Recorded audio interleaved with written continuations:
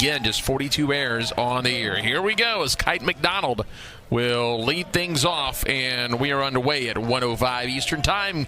Game 2 of 4 here on day number 1. Wichita State already a winner 8-2 earlier. There is a strike delivered, 1-1 on McDonald. 273 with 4 home runs and 18 driven in this year. McDonald, a Wichita State transfer. He played in this ballpark in this tournament last year with the Shockers, and now doing it again with the Rice Owls as they move over from Conference USA. 2-1. Fouled off out of play to the right side. And again, you see this time to time in league tournaments. These two teams just squared off in the last series, so it'll be the 4th straight game these two teams are facing each other. 2-2, and there's a ball laced into left center field. That one's going to get into the alley. McDonald's going to be on his way to second. That takes a hop away from Johnson. They're going to try to stretch it into a triple, and they will. McDonald on with a leadoff triple. A good speed from Kite McDonald to turn that into a triple. Get some help from the nooks and crannies in the wall out there, but a fastball just catches too much of the plate over the heart of the plate and up with 2 strikes. McDonald punishes it, and there's some quirks in that outfield wall in left center that caused that one to bounce away from Riley Johnson and let McDonald take the extra bag. Here comes Ben Dukes, a chance for a ground ball up the middle or even a fly ball to give the Owls an early lead in this ball game. And there is a soft liner too short as Marini able to just shuffle over and make that grab. There's one away. That's a helpful out for Norby to keep McDonald over there at third. And Norby's much more effective against lefties. They hit just 115 against them. Righties hitting 324. Trayton Rank, the junior, 269. 15 doubles this year, 38 driven in.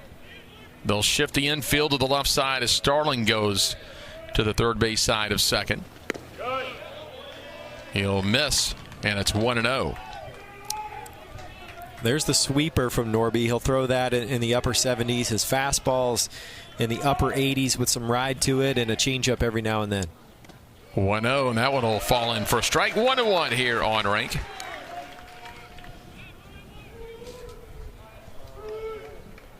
So McDonald at third after a leadoff triple for the line out by Dukes. Norby's 1-1 grounded up the middle. Diving play. Starling was able to knock it down, but can't make a play at first. And McDonald comes in from third, and it's a 1-0 Owl lead. ECU was playing Rank up the middle. They had Starling shifted all the way over directly behind the second base bag. So he had to go to his left to try to get to that one. It was a hard hit ball. Was able to keep it in front, but Rice gets the run home, and great start for the Owls. Here is Rydell. 258, 15 homers, 35 driven in. Shows bunt. It'll be a ball off the plate here to the left-hander, the shortstop. Rydell, a great hitter, but he prefers to face right-handers. All 15 of his homers have come against right-handed pitching. Lays the bunt down. That's a good one. That's going to get the runner to second. Norby to first in time. And not a bad idea with Rydell. His power comes against right-handers, so you let him lay one down. He's got a little bit of speed. Give him a chance to try and beat it out. He doesn't, but now you get Rank up into scoring position at second base and give Gallo a chance to give you another run. Gallo, the senior second baseman, it's 270. He's got 10 doubles, 7 homers. Rank in scoring position with a pair of outs. Norby looks back, and that'll back Gallo up just a little bit, waist high.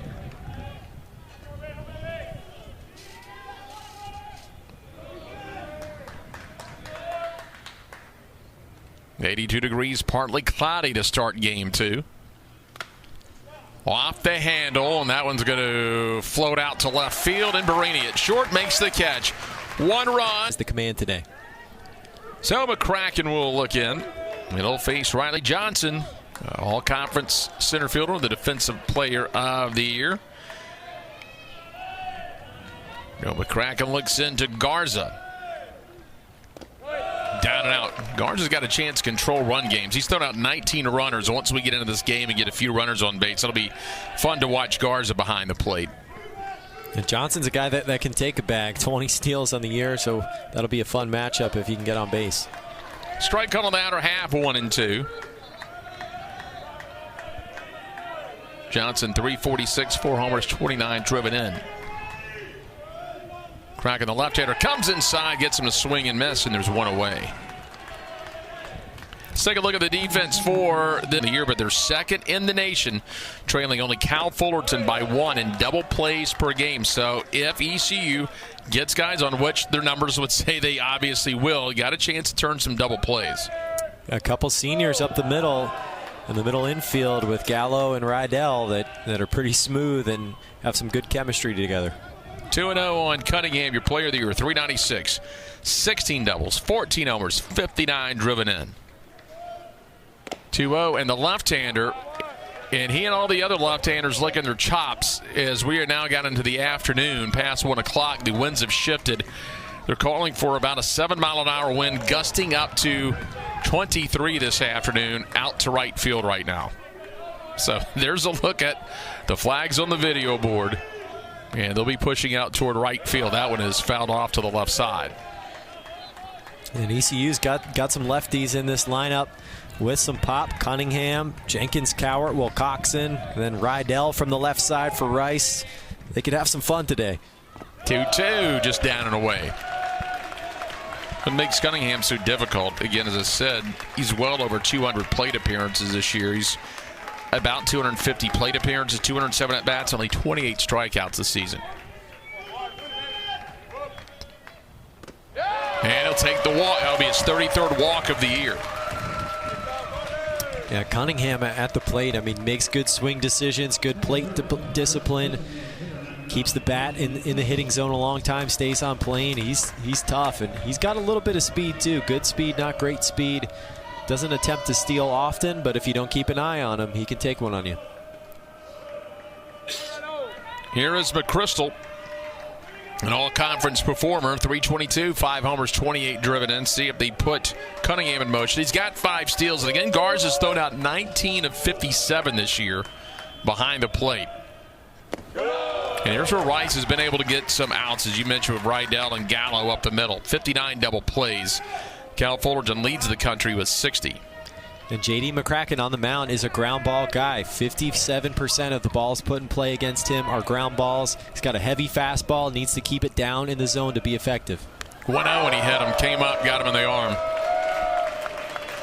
Well, and one thing he can't do against ECU is give him opportunities. That's a walk and hit batter already. You cannot give the free passes to the Pirates. They're dangerous. Just runs up, hits him on the elbow pad. That's been an issue for McCracken this year, his 19th hit by pitch of the year.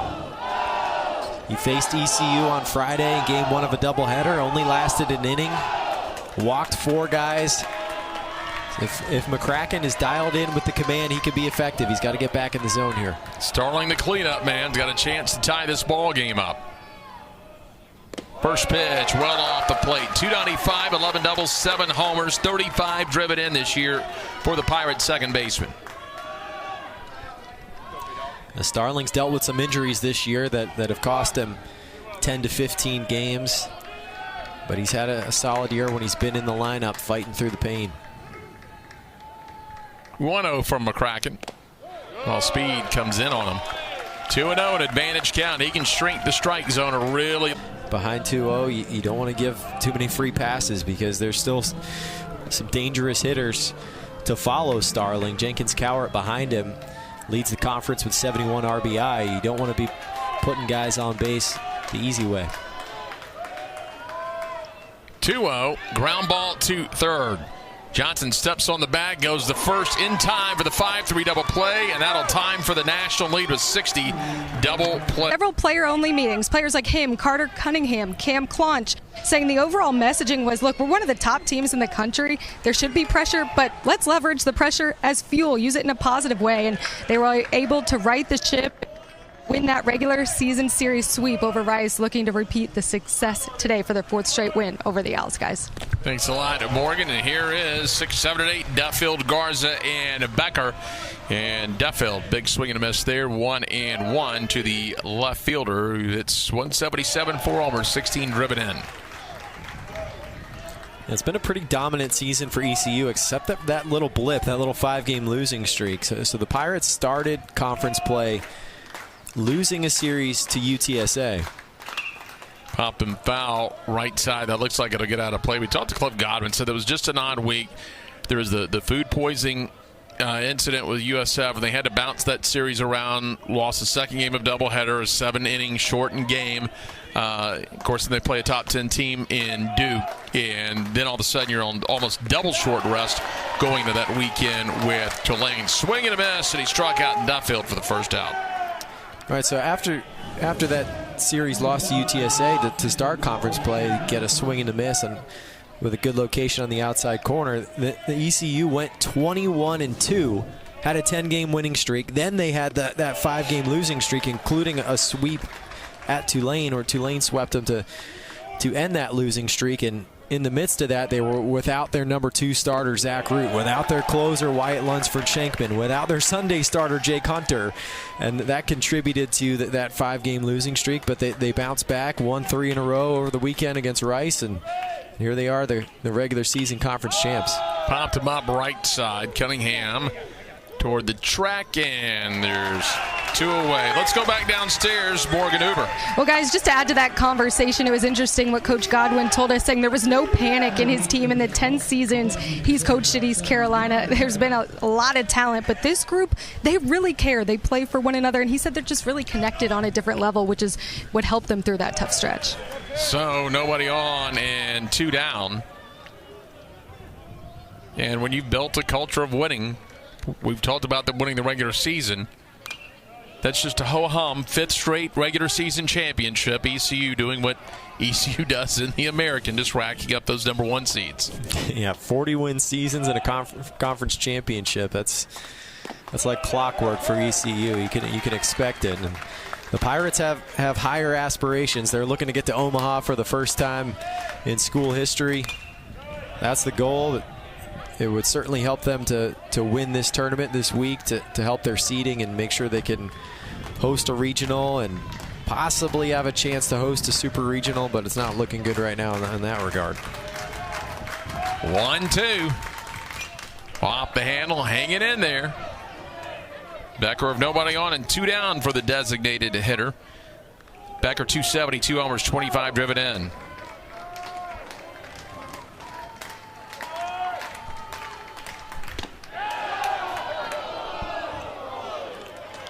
Pretty good spot with the fastball there from Norby. Wilcoxon tried to frame it up for him, but doesn't get the call. Fouls it out of play, left side.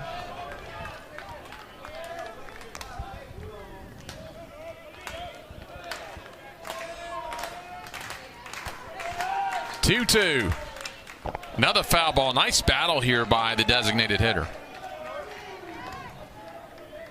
He's done a good job of taking some close pitches, fighting off anything on the plate, staying alive.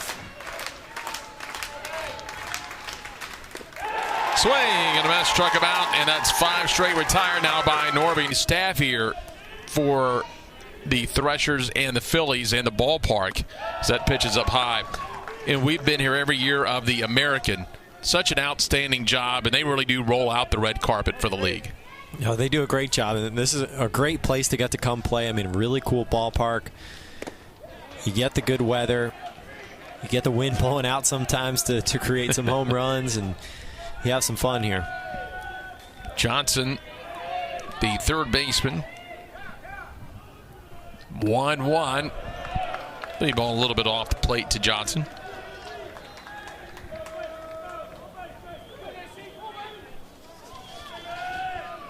So it'll be Jenkins, Cowart, Williams, and Wilcoxon. Jacob Jenkins Cowart, an all-conference performer. Takes it outside, and he's just another one of these guys. 15 doubles, 11 home runs. Remember him as a freshman out here. He caught a ball in right field 2 years ago and spiked it his freshman season with an incredible diving play out there in the right center field alley. And he's followed up that freshman campaign. Yeah, Jenkins Cowart likes to bring the energy, likes to get the team pumped up in semantics. 3-2, and he popped it up left side. Johnson and Rydell having some trouble with the sun. Rydell comes over and helps him out, calls him off and makes the catch. That's what you want out of your shortstop. Yeah, nice job by the senior Rydell taking charge and making that play, because Johnson clearly, he called it initially and then couldn't see it, and Rydell comes over there and makes the nice play. So Jenkins Coward is retired. Here is Williams. Williams 288, 7 homers, 35 driven in. Left-hander takes a strike quickly, 0-1. Well, McCracken worked through just a little bit of trouble after he struck out Johnson an inning ago. He walked Cunningham. He hit McChrystal, but then got the 5-3 double play. This one over to third. And there's 2 down. Max Johnson over there at third base. He started that double play nice and smooth, kept his composure, and then makes the routine play there. Well, Coxon, the catcher, 310, 14 homers, 42 driven in. Calculated play by Johnson last inning, 2. Swing and a miss. He initially went to his left.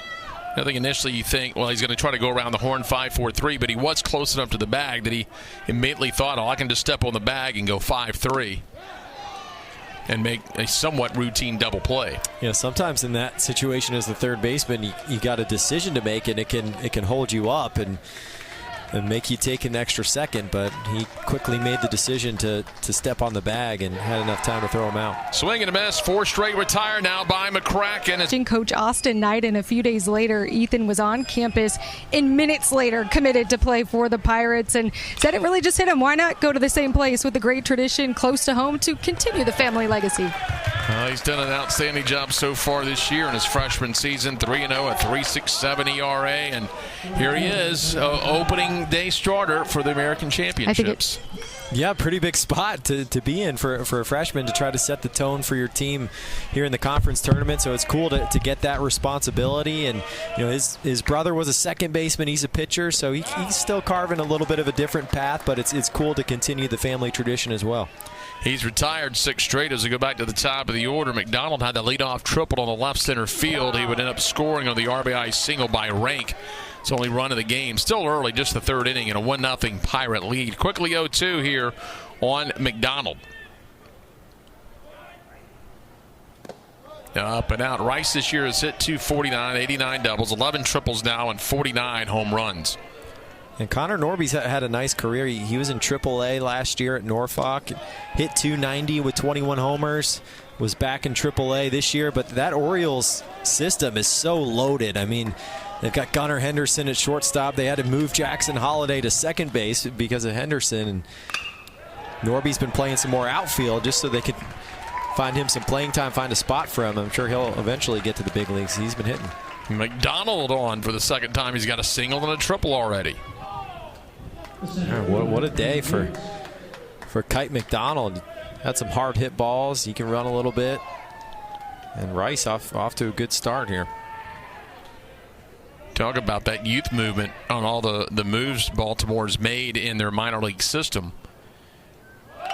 And he shows bunt, and it's paid off. Look, it's been a while since Baltimore was a factor, but they've gone with that youth movement. They developed some guys sitting in second place over the American League East right now. It's like that's a franchise that expects it to compete, and it's been a while since they've been up in the top of the standings. It has been a huge influx of really great young talent for the Orioles, and they went out and added Corbin Burns to be the ace of their staff to solidify things there, and they're going to be a World Series contender for several years. That's a cool organization for Connor Norby to get to play in right now.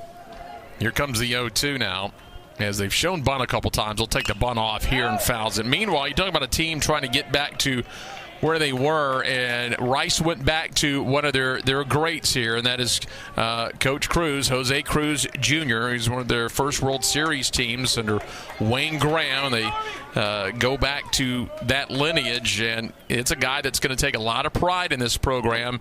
He was there when it got built the first time, trying to get it back again. Yeah, this is a very proud Rice program. They won the national championship in 2003. I've been to Omaha 7 times. Went to 23 straight regionals with Wayne Graham. The last one was in 2017.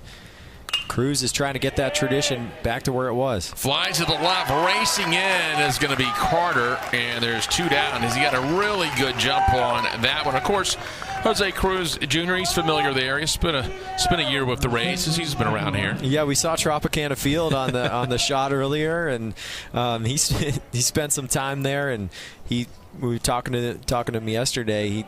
He told us that he was very happy with his time in Tampa Bay. Got to spend it with some good players, Fred McGriff, Aubrey Huff, a number of other guys that he enjoyed spending time with. One of the things that stood out to him was his teammate Danny Baez, a pitcher for the Rays at the time, got his family out of Cuba, got his parents out of Cuba at the time, and that was one of the cool moments that he got to experience with his teammates when he was with the Devil Rays at the time. Here's Rank ahead 1-0. He had the RBI single in the first. Runner goes, the throw down, and got around the tag. That's the call from Blake Felix, the second base umpire.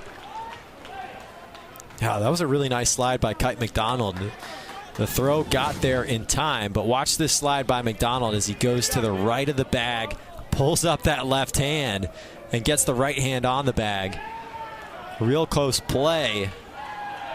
But McDonald is just barely able to avoid the tag and stay in there. I think that's the right call. He's safe. And what a creative slide. Well, you think that's a trick that a former big leaguer taught him? I'm sure Jose Cruz Jr. has made those type of slides in his day. He was a 30-30 guy, won a Gold Glove. He stole some bags in his big league days. The 3-0. Rank takes all the way 3-1. And one more look at the steal. Good throw from Wilcoxon. But McDonald getting the right hand in there before Starling could get the tag on the torso. Did a nice job to grip that bag and not slide past it as well. There's a foul ball. Yeah, you always got to look out for that when you're coming in hard. Sometimes your momentum carries you past the bag, and you got to grab hold of the edge, and McDonald did to stay on it. 3-2 now to Rank, looking for a 2-out RBI to double the lead. He drove in the run in the first inning. He brought in McDonald from third. Slow roller coming in is going to be Barini. Foul ball called. Matthew Shaver up behind the plate immediately.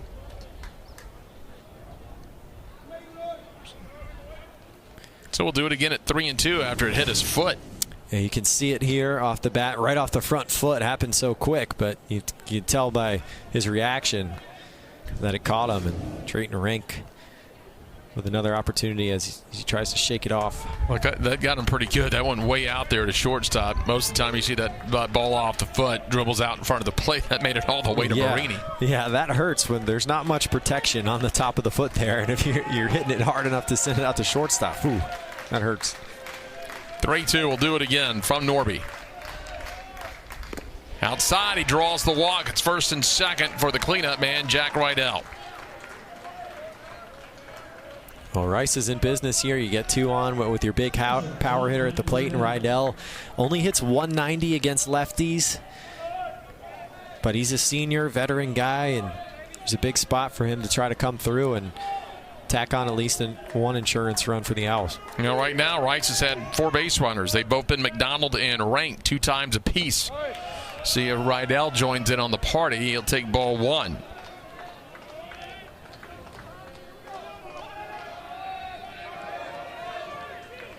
Bunted out in the first inning, trying to sneak one in there. Line drive right to second, and Starling's got it. And then used to being out here for a long time every year, playing on Saturdays and Sundays in the championship. ECU always brings a lot of fans down here. Great fan base that travels well, and it's fun to see. Try to create a good atmosphere here.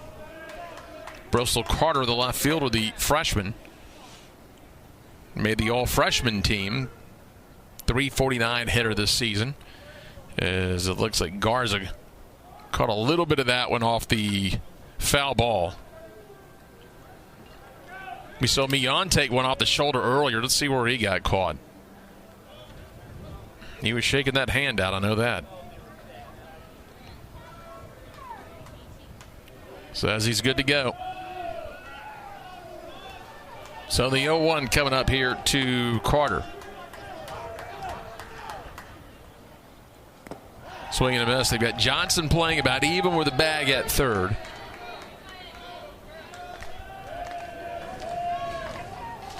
Now 0-2. 8-9-1. Carter, Barini, and Johnson here in the inning. Leaves that one just down and in. Well, you don't see a freshman do this very much. Only 22 strikeouts this year, and he's played 52 games, 44 starts. Grounds it to short. Rydell over to first. Nice stretch by Rank going toward right field for the out. J.D. McCracken has really settled in well for Rice. After that first inning where he had a walk and a hit by pitch, he's found the command. He's been able to pound the zone, locate the fastball to both sides of the plate, and get some ground balls. Joey Barini, the senior shortstop, 234 homers, 33 driven in. And here's a guy that's played a lot over his career, a senior. Obviously, his numbers aren't going to jump out of you, but when you talk about everything that he does, all the little things and the leadership ability and how he sets the tone for the Pirates, Cliff Godwin just says nothing but good things about Joey Barini. Now, Barini is a guy that they will rely on to lay down bunts in just about any situation. They'll put on all sorts of squeeze plays with him if they get runners on base, and they trust him to lay down the bunts. He's improved defensively at shortstop, and he just continues that Pirate culture. He's one of those program guys. Shallow chopper. Gallo comes in, underhands the first. That's 6 straight retired now by McCracken.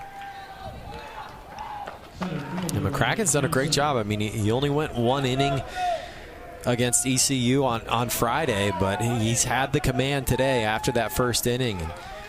He's had some good outings this year. I mean, his best one back in February, threw a complete game, only gave up 1 earned run and struck out 11 against Louisiana.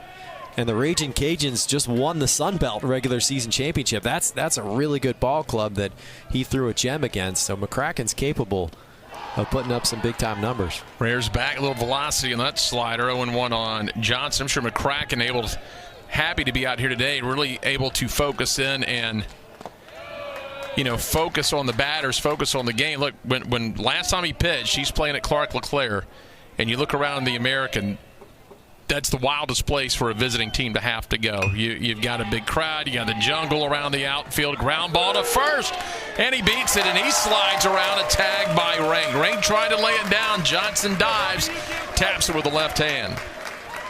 Really nicely executed by Riley Johnson. A little drag bunt, places it in a good spot, has the speed to get down the line, and goes to the right side of the first base bag to avoid the tag. Gets the left hand in there. Here he'll be a good look and to make sure he beat it. And he gets tagged on the foot and got the left hand in on the bag before he got tagged. Carter Cunningham walked in the first. Going back to my point for McCracken, a little bit easier to kind of hone in and focus here when you don't have a Pat Clark LeClaire coming at you the whole game. That environment is hostile for a visiting team. I mean, the jungle out there, they're going to do all kinds of research on you on social media. They're going to know about your girlfriend, about what TV shows you watch, and they're going to have all kinds of stuff to yell at you and try to get in your head. And the funny thing is, as wild as it gets, they're incredibly, because it's they've had such a tradition in baseball, very knowledgeable. It's very high IQ for their baseball. The megaphone guys out in left field, when you hear them in the megaphone, they know the ball game. So it's a fun place to go watch and call a ball game. Ground ball up. Gallo's got it. In time to first. That will end the inning. No runs, 1 hit, no errors. What a great job by Jay Ullman. They come back, follow up with a really nice season, a 30-win year, a third-place finish. Here a chance to defend their title. That's another proud program in Tulane that's been to a couple of College World Series, and Jay Ullman trying to build it back up. And what a fun race it was this year in the American. We had 2 races, essentially. You had UTSA chasing ECU for the championship that went down to the final weekend, and then you had the race to make it here to Clearwater, which we had 4 or 5 teams that were competing for those final couple spots to get here, and that came down to the final couple days of the season, so that was fun to follow. Gallo flew out to second. Now Duffield, he struck out back in the second. Here's the 0-1. And that makes sense. You mentioned the two different races. So now every year you'll watch the race for a regular season championship, a race to secure that 8th spot and make it to Clearwater. Here's a base hit. Drops it into center field. So Duffield's on for the first time. And that'll bring up Garza, who popped up to the catcher in the second. The two races are great because it's going to make that last weekend meaningful. With the 8 teams, everyone was going to go. You could kind of, if you had your spot secure, just kind of get ready for the tournament the last week. And that's not going to happen anymore with 10 teams, only 8 in the tournament. Ball hit well, backhanded. Barini goes a second for 1, over to first, and what a double play started by Barini. 6-4-3, no run. Months on a routine basis, and he looked at Coach and said, nothing. And Coach said, if you want to be more consistent, you need to change that. And McChrystal has bought in. He boxes his day out in 30-minute increments. Even when they're not in class and out of school, it's even more important with the free time. But that consistency, guys, has translated into his practice with hitting coaches and also carrying over into games, too. And he's followed it up with a .322 year coming into this tournament with 5 homers, 28 driven in. He was hit by a pitch in the first inning and now sits here as the 3-hole hitter in the heart of the order. And that routine can really be helpful for a hitter, especially when it comes to baseball. The pregame routine, when you're in the cage before the game, doing the same drills every day that put you in a good position to hit at the plate, get your swing in the right spot, and gets you in the right spot mentally, too, knowing that you've prepared. 1-2. Just caught a piece of it foul. They do have a shift on him to the right side as Rydell goes to the first base side of second.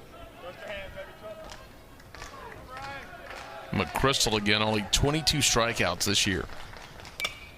Goes the opposite way, but on the shift they had Johnson playing well toward the left, and so McChrystal will line out to start the 4th. A perfect positioning for Johnson over there at third base. Made that one easy for him, directly at him. Jacob Starling hit into the 5-3 double play in the first inning. Be fun to watch what Rice does this week defensively. And there's a high fly ball on the left field. Duffield jogs in, and there's quickly 2 away. But to keep up, if Rice is able to kind of get through this bracket a little bit this week and then keep up with Cal Fullerton over the weekend, since Rice, with their double play in the first, now pulls into a tie nationally in double plays. Yeah, we'll see if they can win that crown, the most double plays in the nation. That's pretty cool. Jacob Jenkins Coward, he popped up the short in the second inning. Came in at .348, 11 homers, 71 driven in.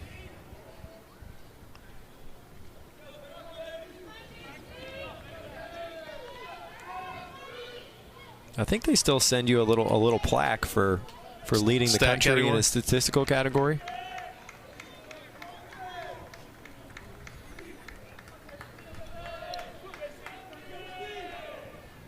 So the left-hander ready to go. He'll take a letter high strike, 0-1. 54th game, 54th start here for Jenkins Cowart. Foul ball.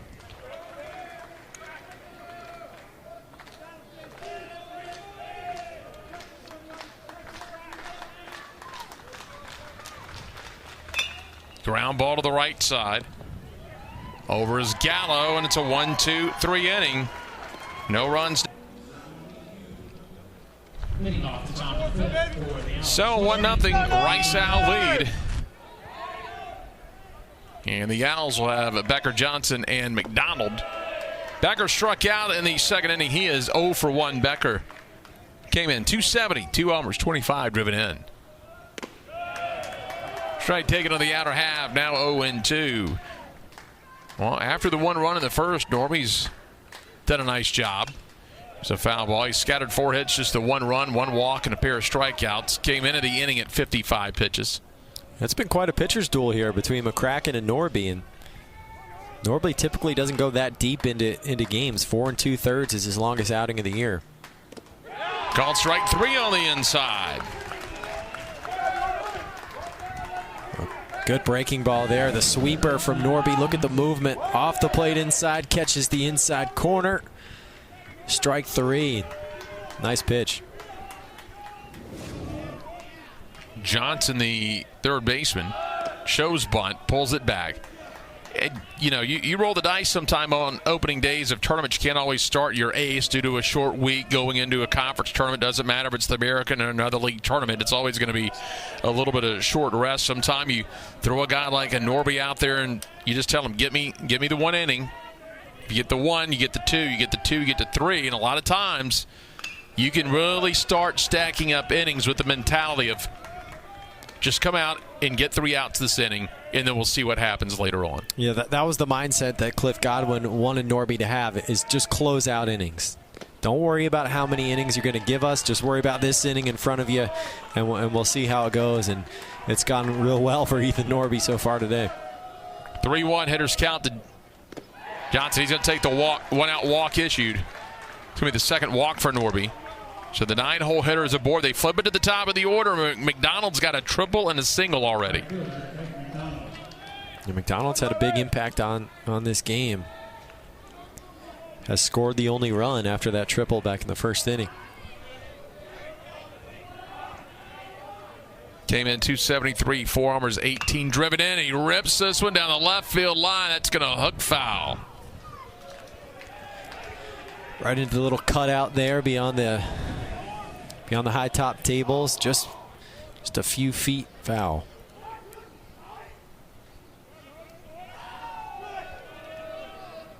I like that the bullpen guys from these two teams are sitting out there in the pen. The first game, everyone was in the dugout. Now we've got everyone out there enjoying the game from the pen. Pretty good place to watch the game. 0-1. And they've got the double-tiered bullpens like you see in the big leagues out there, of course, since the Phillies play here. And like if you're in a relief pitcher, you got to tell your head coach, look, we're playing in a big league ballpark. Let me just hang out in the bullpen, see what it feels like. Yeah.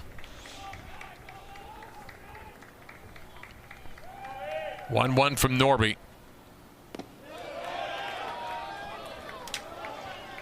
2-1. Pretty good spot. Just missed it a little bit low.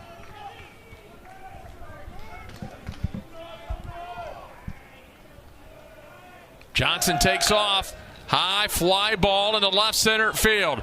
This one is deep and off the wall. Great effort by Johnson. Can't come up with it, and it's going to be a double for McDonald, and he's got the single, the double, and the triple. Oh, here we go. Kite McDonald on pace for the cycle. Gets a fastball over the heart of the plate and drills it. Riley Johnson ran this ball down. Got it in the glove, but then just couldn't hold on to it. Almost made a fantastic play. And Rice takes advantage with 2 in scoring position now. So McDonald tripled in the first, singled in the third, doubles here in the fifth. Is it T.O. Banks we saw last year? Yeah, I think he did hit for the cycle. Yeah. And you just saw there Johnson, who was at first, he had to hold up coming around second to make sure that Riley Johnson hitting .344 in conference play. He's coming around as a senior towards the end of his career.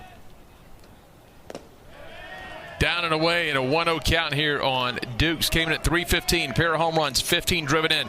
He's hit the ball hard today. He's lined out to short. He's lined out to left. Williams in at third. Shows bunt. And that is going to get the run in. Over to first. And it gets away. 2 runs are going to score as Dukes is on his way to second base. Now the Rice Owls executing the squeeze play. Nicely done by Ben Dukes to get the bunt down. Places it nicely, gets it down on the ground. Good job by Johnson of recognizing that he gets it down coming home, and then just a poor throw from Norby in the dirt. Nothing. Rice lead, and they've got another runner in scoring position with less than 2 outs.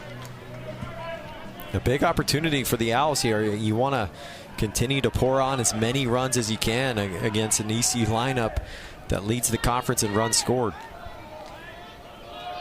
Rank is 1 for 1. Had an RBI single in the first. He walked in the third.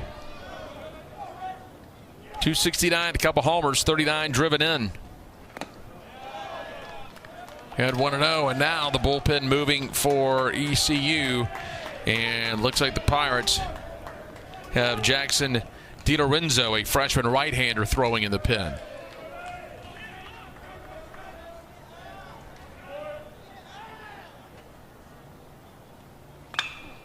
High pop up into shallow right. Jenkins Cowart coming in. But that backs him up a little bit with that wind, and he's able to snag it. Throw to third will be a little bit off the mark. We talked about that wind, and it can gust up to 20, 25 miles an hour today. And at the last second, Jenkins Cowart had it tracked down, but that late push and with that tall frame was able to reach back and snag it. Yeah, that wind played some tricks on him. Certainly messed with that ball a little bit. And Jenkins Cowart had to drift back a little bit, but he handled it. For Jenkins Cowart, he's played this outfield. He's been in this wind over the last several years. He knows how it goes here at Baycare. 2 outs now. Rydell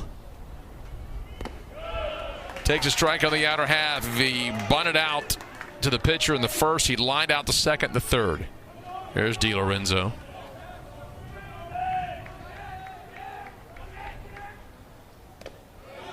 That'll just miss. 1-1.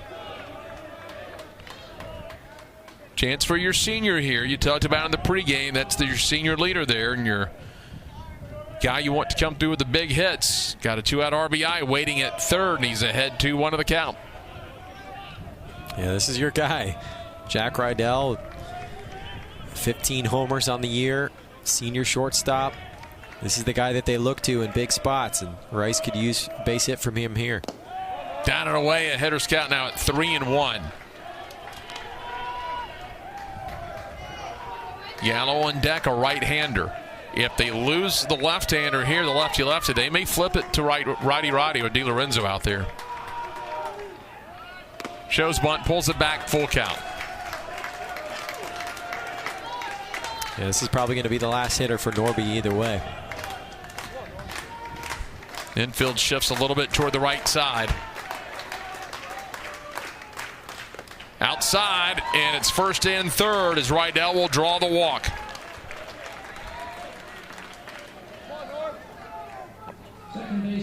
It looks like they're going to stick with Norby. 78 pitches. That's his season high. He's got to face Gallo with 2 on. Gallo 277 homers, 29 driven in. Big cut.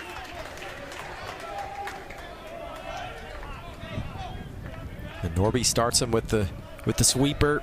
He was sitting fastball and was ahead of it. 0-1 from Norby.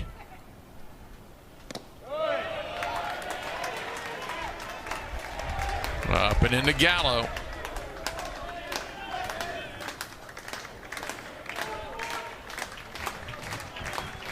Norby trying to shut the door. And a miss down and in.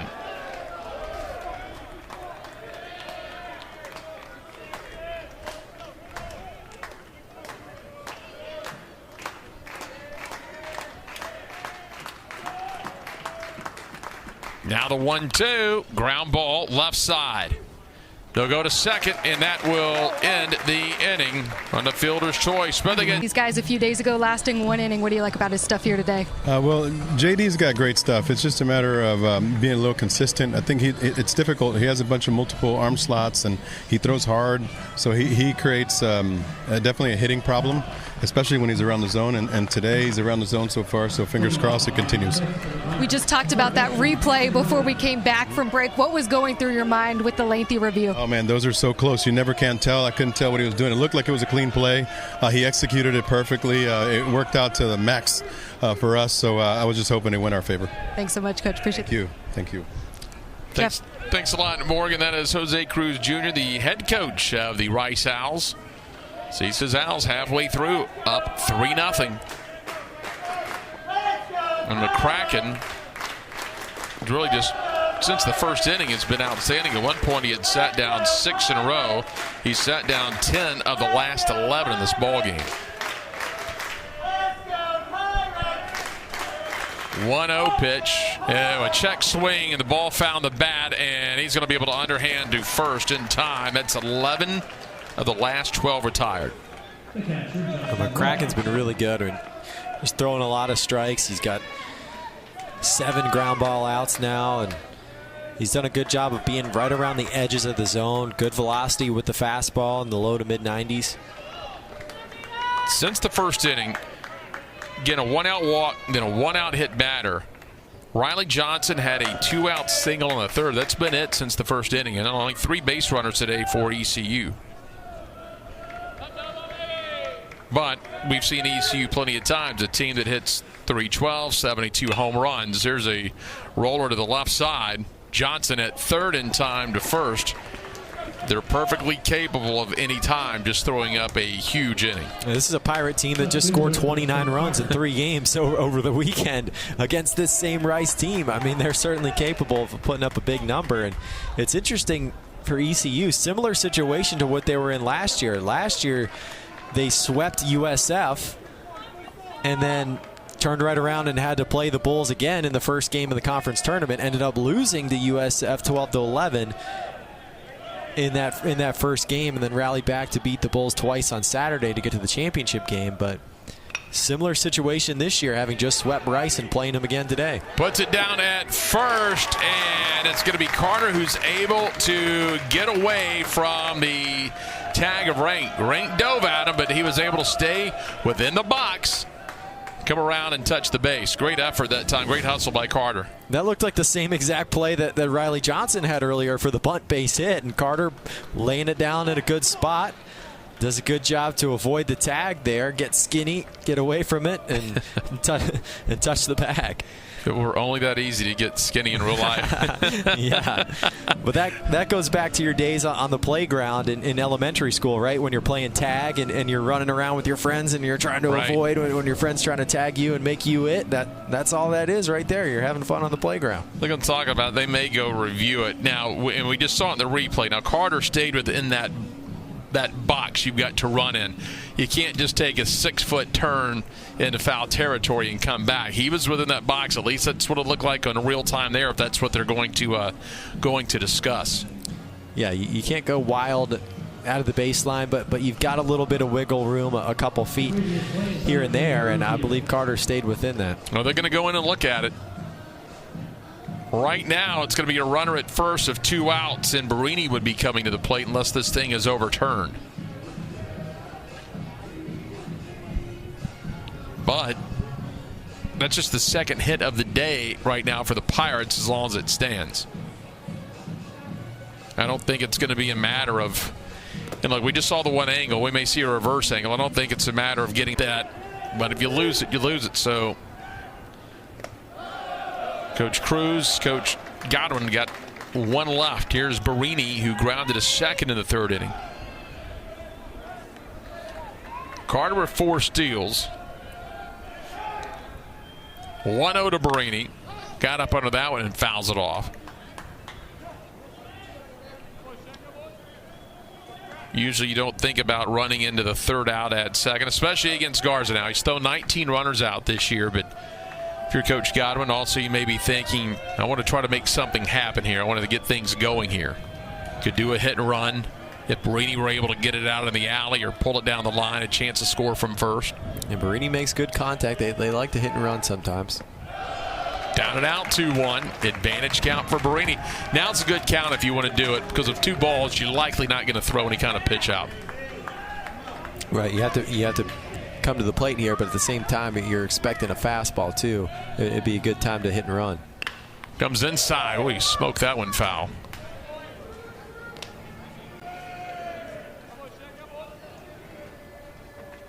So again, until the bunt single, that was 12 of 13 retired by McCracken.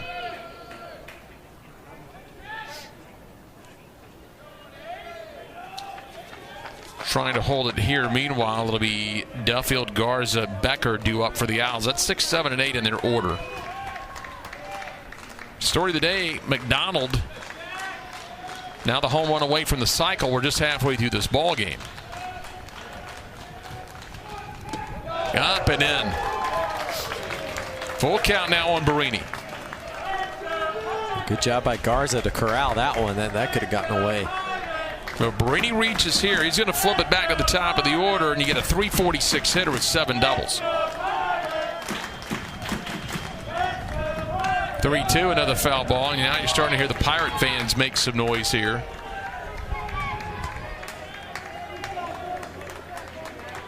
trying to sense a little bit of a momentum switch here. Meanwhile, McCracken shuts the door here.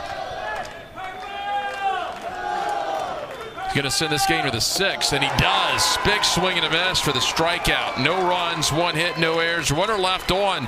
We're going to the 6th inning, and the Owls still lead. It's 3 runs, 2 earned.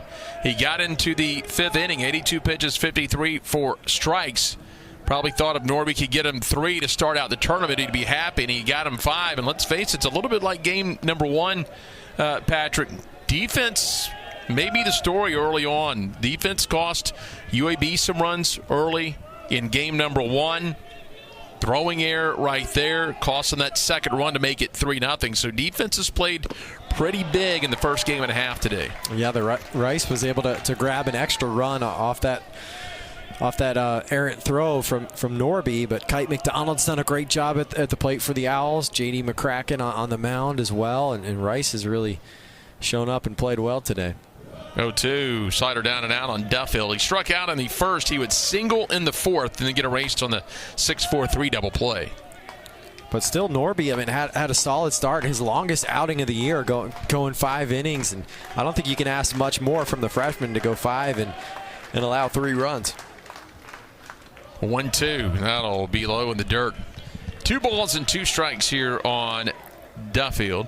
177, 4 homers, 16 driven in.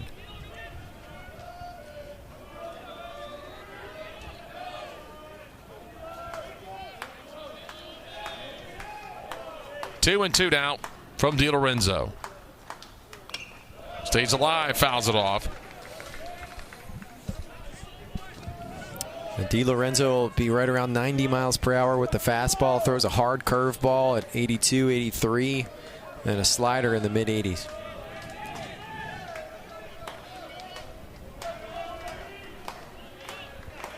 Two.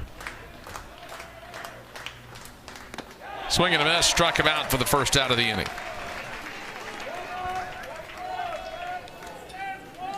Good spot with the heater. DiLorenzo coming right in, coming right after him. Right down the middle at the knees. Gets the swing and the miss. Manny Garza, the junior out of Rio Grande City, Texas, and Rio Grande City High School, led Conference USA last year.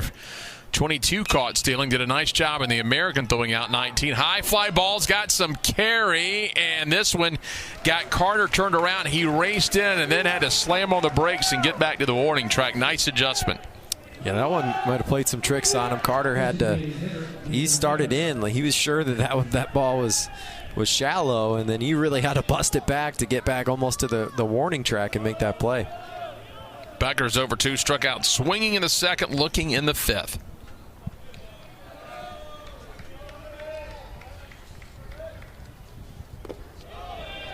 Takes it low. They're going to appeal to 3rd.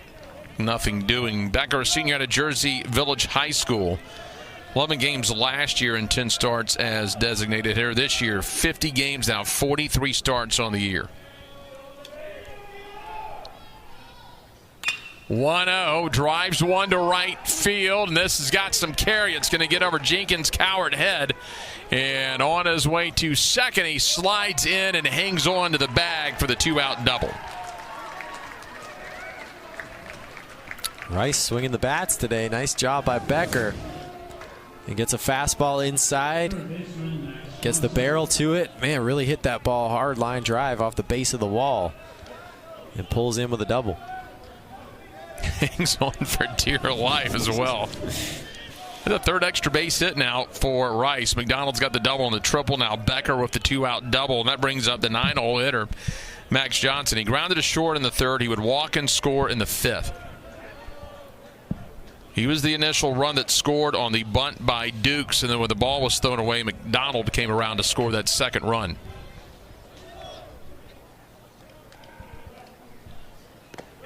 Johnson will take an outside strike. Junior out of Mason, Ohio, a chance for a 2-out RBI. But you talk about continuing to apply pressure to a team. If Johnson comes through and expands it out to a 4-0 lead, just 2-out RBIs are, boy, they're a killer. There's a swing and a miss.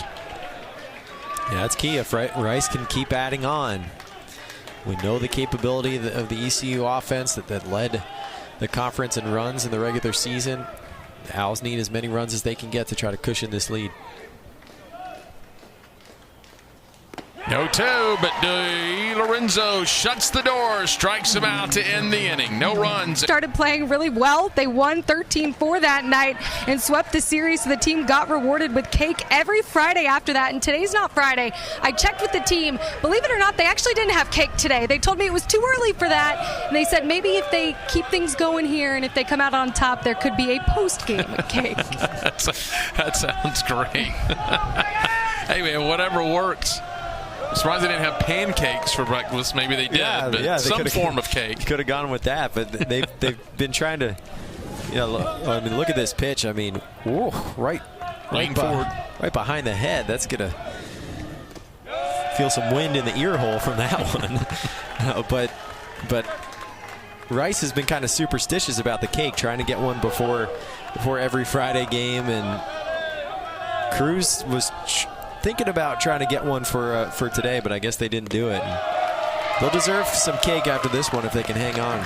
Leadoff walk to Johnson. Now the follow-up will be the rest of the week is the same flavor cake, or they switch it up. Player's choice, star of the game choice gets to choose the next cake. How does that work out? I don't know how they've been choosing it. They've been switching it up. He said they got chocolate one time, they got vanilla another time. I think they had red velvet once. So they like to change it up. So I don't know who chooses. I'm sure the team nutrition is happy about that. That's that tradition. I guess when you're burning so many calories, right, you can afford to have a little cake now and then. Meanwhile, the leadoff man's aboard, Riley Johnson. Here's Cunningham, ECU. You can hear the buzz in the stadium now between their dugout and some of the Pirate fans. They started to kind of come to life after that bunt single by Carter an inning ago. Even though McCracken was able to shut the door, they get a leadoff walk here. You can feel a little momentum change. Well, they had a "Let's Go Pirates" chant started, and Riley Johnson at first base has got 20 steals this year. They could have him moving. Lefty gets a strike called. Cunningham walked in the first, grounded to second and the third. It's the guy you want at the plate to really put a charge. It's your conference player of the year.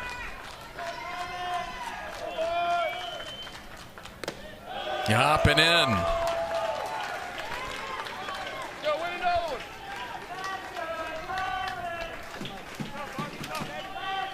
A little work going on now in the Rice Owl bullpen as well. 2-2. Just caught a piece of it.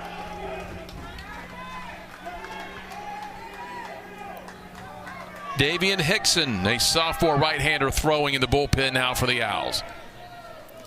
That's the closer for Rice. He can go multiple innings, and he can bring the heat. 2-2.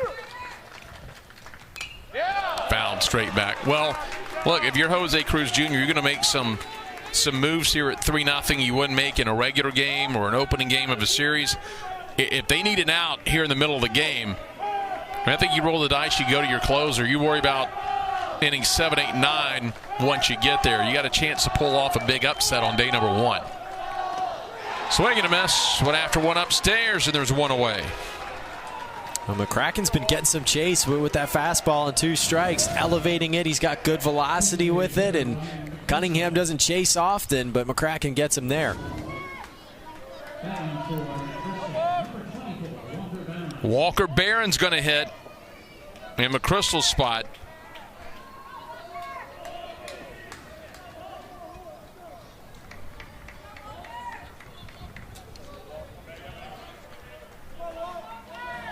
Barron on the season, 4 for 10. All 4 singles. He's got a couple of RBIs, 2 walks, only 1 strikeout this season.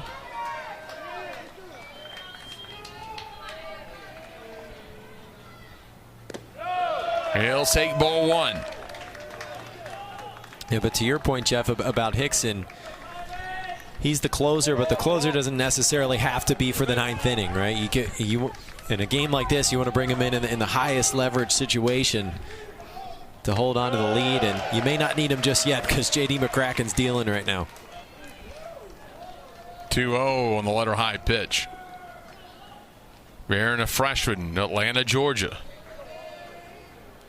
And now they're going to have their first meeting here with McCracken. A good time for your first meeting. Behind the count, you got a runner at first, one out. You still have a 3-0 lead, and really it's a timeout just to take a break, maybe just to stop the momentum. Little momentum stopper here. Also give Hickson a little in the middle of this at bat. Try to battle back. 2-0 and a foul ball makes it 2-1.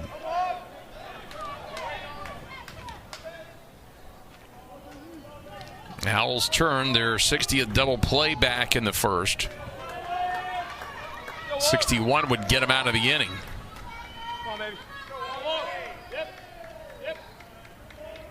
Couple of looks to first. That one's up and out. Hitters count at 3-1. Cleanup man Jacob Starling on deck. Then Jacob Jenkins Coward.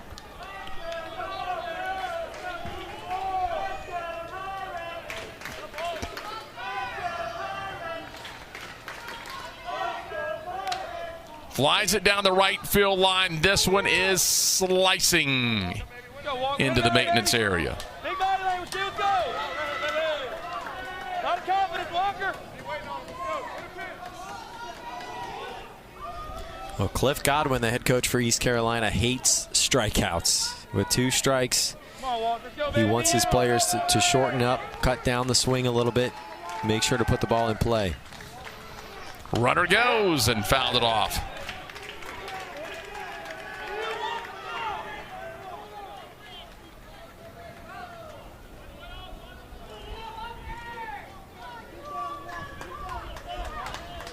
So we'll do it again. Barron hanging in there, pinch hitting here in the 6th. Runner takes off, it's a walk. Couple of walks here in the 6th, and the Pirates have the tying run coming to the plate in Jacob Starling. Just like that, ECU getting a little rally going here. They've made McCracken work this inning. Barron with a really nice at-bat to come in and foul off some pitches and get deep into the count and draw that walk.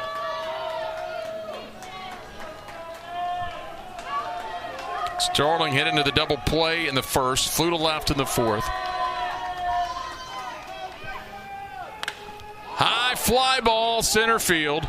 Dukes ranges back on the track over the shoulder, and there's 2 away. Johnson will tag up. He'll go to third base. Runners at the corners. Yeah, Starling gave that one a ride.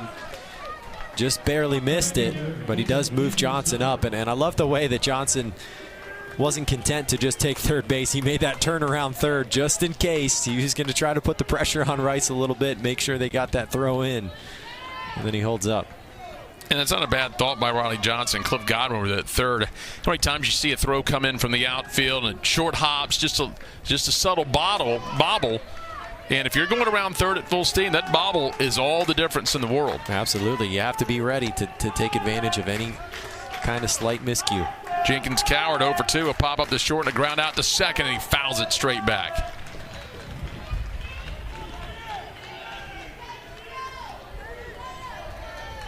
.348, 11 homers, 71 driven in. What a huge matchup right here that can change the game. Jenkins Cowart, one of the best hitters in the conference, leading the league in RBI with 2 on. He's had some big moments in Clearwater, trying to have another one. This one up and in as Garza has to hop up out of his stance to backhand that one. And McCracken's been so good today. He's had good velocity with the fastball. Has been able to locate it well for the most part. Tying run at the plate. Fly ball, left center field. Toward the alley, and coming over is going to be Duffield to make the catch and in the inning. So McCracken works around to score a second run. That's where they lead at 3-0. And right now they are riding the arm as well. McCracken, 6 innings, 2 hits, no runs, 3 walks, and 4 strikeouts. And look who's at the plate. Kite McDonald has been doing his best Mike Trout impression today. He's a homer short of the cycle. Last player to do it. was last year's most outstanding player, but he actually did it 2 seasons ago. T.O. Banks hit for the Cycle in a 13-5 win over Cincinnati on May 27th in 2022. I believe he's the only guy to do it Right. at the American Baseball Championship. Little check swing. It was funny that year. I remember when T.O. hit for the Cycle, you're thinking, oh, that's good for that young man. What a good moment to have in a tournament. Little we know what he would do last year and blow up most outstanding player, and followed up this year with another outstanding year. Yeah, the Phillies might want to draft T.O. because he has dominated at this ballpark. 0-1. But a lot of people tell you, at least the conventional wisdom is, McDonald had the hardest part of the Cycle in the first inning to get that triple, because you have to put it in the right spot. You need to get a little bound. He got a little carry him off that cutout in left center field. Yeah, the triple is the most rare of the 4. 0-2. That one well in front of the plate. Still now 1-2 here on McDonald. Singled in the 3rd, doubled in the 5th.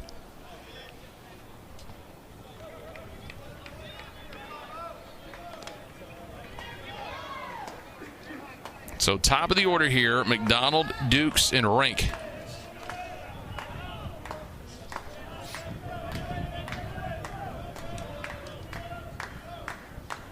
Swing and a miss, and they retire him for the first time.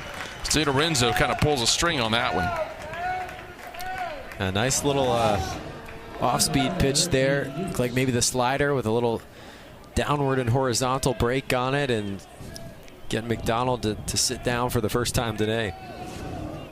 Dukes line to short, line to left. He's the owl that laid down the bunt that produced the run, then the throwing error. Take it a little bit low.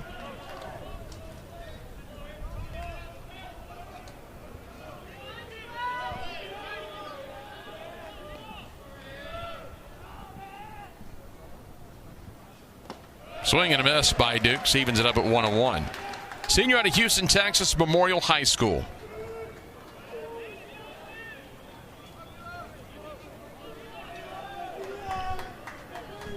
They do have Williams way into the grass at 3rd. High fly ball into center. Johnson starts back, now comes in. That wind pushing it toward right center a little bit, but no issue for Johnson. Well, DiLorenzo's done a nice job out of the bullpen for ECU, and speaking of their pen, they've been missing some guys. The closer, Wyatt Lunsford Shankman, has been out for a few weeks, and they are hoping to get him back at some point this week. Don't expect him to be available today. Zach Root, their number 2 starter, their Saturday guy, also hoping to have him be available at some point this week, but not today. Trey Savage, the ace, the conference pitcher of the year, he's scheduled to pitch on Thursday. He started last Thursday against Rice, made a full start, and don't want to bring him back on short rest, so they're looking to have him go on Thursday no matter what happens today. 1-0, swing and a miss. Trayton Rank, the junior, out of Monticello, Florida, went to Beaufort High School. 1-2 transfer. He and Davian Hickson actually started out at Florida State, then made their way over to Rice.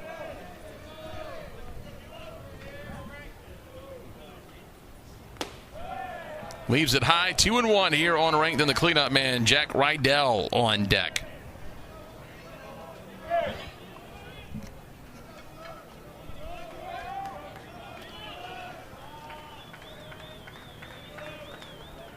Two one, just missed.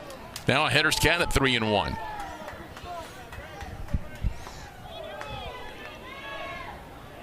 Infield shifted over to the left side with Starling playing on the third base side, a second, and a step into center field.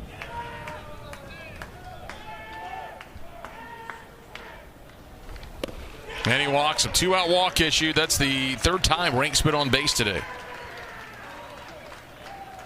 Ranks had a good day. Drove in a run in his first at bat. DiLorenzo just couldn't find the corner with the fastball, and now he gets the ever dangerous Jack Rydell. All 15 of his home runs have come against right-handed pitching. This is the first time he gets to face a right-hander today.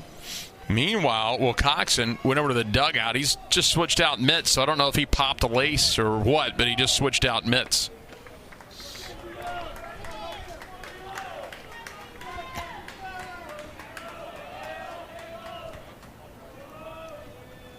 Ranked pretty decent lead over there at first. Ranked this year, just 3 stolen bases.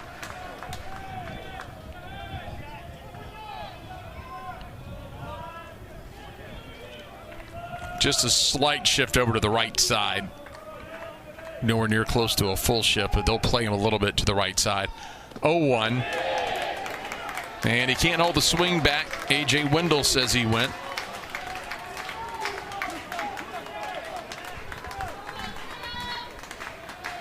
Rydell 258, 15 homers this year. 0 for 2 today with a walk.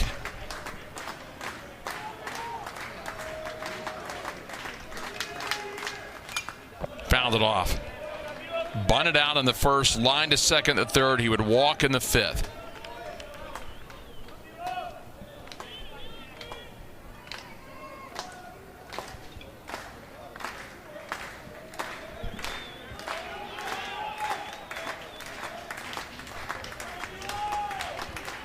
No-2 from DiLorenzo.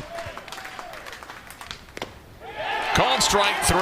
Big pitch. We go into the bottom of the 7th. Still 3-0 Owls.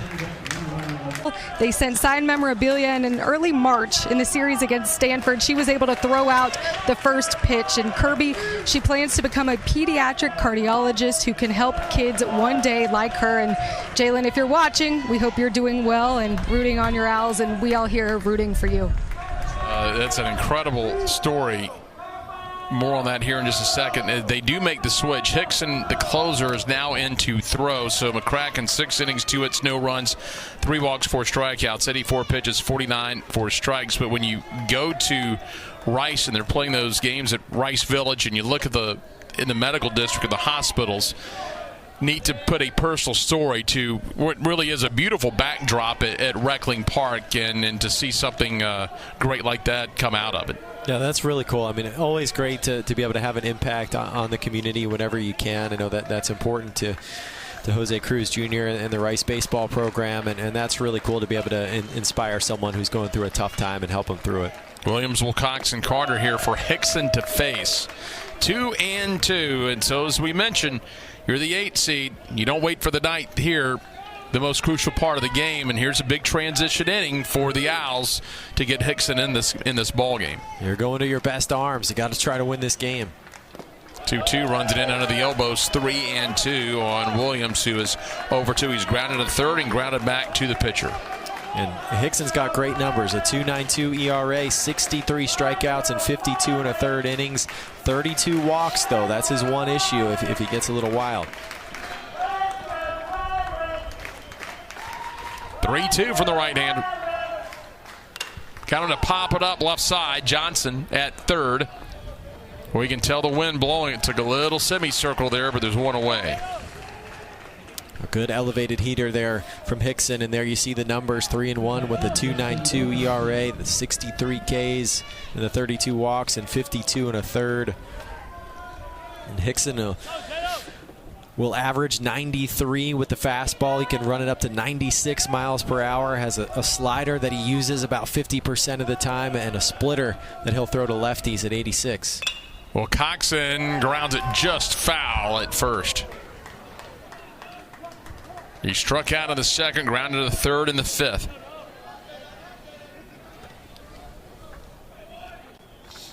Will Coxon coming into this week, 310, 14 homers, 42 driven in. He's a guy that if he elevates it, can run it into that wind in right field and go with it. So it's with any left-hander this afternoon, you better keep the ball down. Well, Coxon can certainly do it. He's hit 9 homers in conference play. He's been heating up lately, 4 in his last 8 games. The power's been coming along for him late in the year. 1-1. Now 1-2. And there's the splitter from Hickson. It's good stuff right there. Looks just like the fastball until the bottom just drops out of it as it gets to the plate. And Will Coxon swings over the top of it.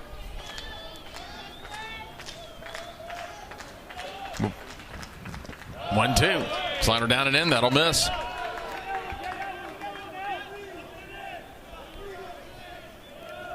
ECU's got Danny Bill getting loose. Rice is active in their bullpen as well.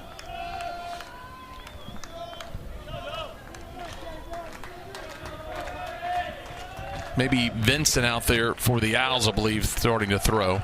2-2.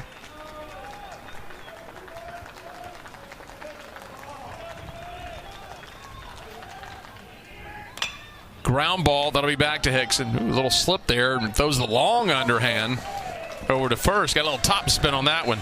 Yeah, that one was a little scary for Rice. I mean, a little slippery out there on the mound, and then he had to make a quick decision, decided to go underhand. It might have been a little longer than he typically like to underhand it, but he got the job done.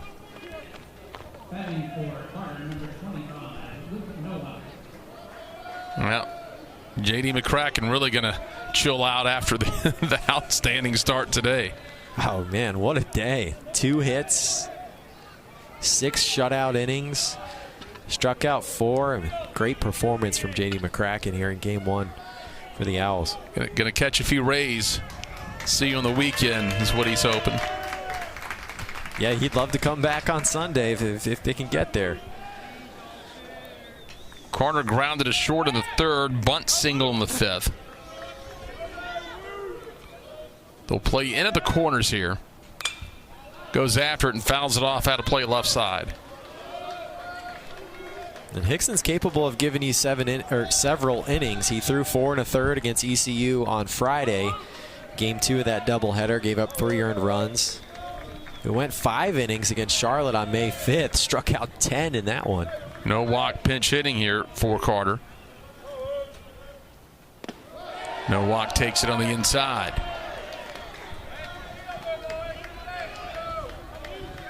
Well, Hickson's super effective against righties. 156 against righties, so that they take the right-handed hitter Carter out, get the lefty no walk in there. Well, he drives one to center. That's going to be to Dukes. Couple steps to his left, no walk. That made it 3-0 Rice. Well, it's standing up right now as we are in the 8th. No walk after he pinch hit, stays in left field in Carter's spot, so it's a straight up switch. Gallo leading it off. Gallo, Duffield, Garza, 5, 6, and 7. Ground ball up the middle, that's going to get through, and Gallo's got a leadoff single. Well, the veterans getting it done for Rice. Pierce Gallo, the senior, going back up the middle to give them a leadoff base runner, and they'd love to get an extra insurance run to cushion this lead.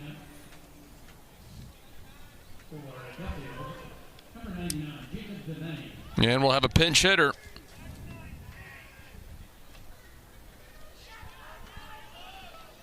Devaney will hit. Little jersey switch. Usually wears 24. Will be a 99 today. A sophomore. Devaney trying to get down the bunt. He's going to contend he got hit, and let's see if they get a foul ball out of that. That's exactly what they call it. Kept the bat in the zone. He tried to sell it, I think. Yeah, we get a good look at it here. It hit something. Might have hit the bat. Yeah, I don't know if it grazed the bat and then ricocheted off the leg or not. 0-1. They're waiting on the grass, anticipating maybe another one. He doesn't show it on the 0-1. Can still come back to it, though.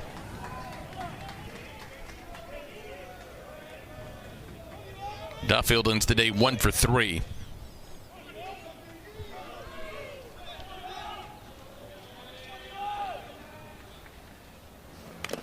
Goes after one there, and he fouls it off.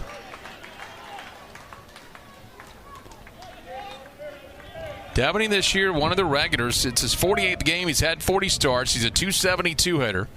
8 doubles, a home run, 16 driven in on the season. Doesn't strike out much, only 18 strikeouts.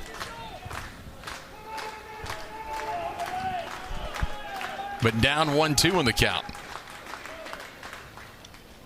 And that one sent to the backstop, and there goes Gallo to second base.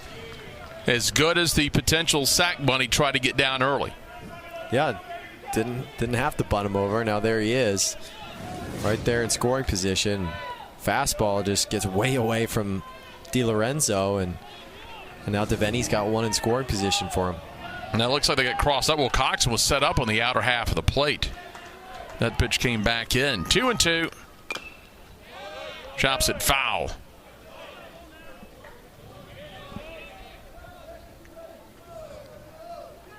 And now his job is to try to get it on the right side of the field to get Gallo over to third with less than 2 outs.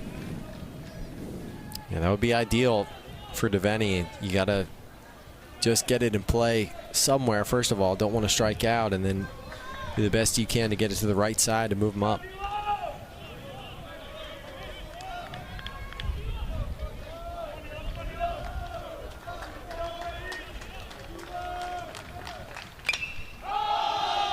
Popped him up right side. And when he lost it in the sun, and that one is just going to spin foul. So Cunningham, fortune, went right up at the sun. We're at the point of the day here at 3:04. Sun just a little bit now on the third base side, enough for something like that to happen.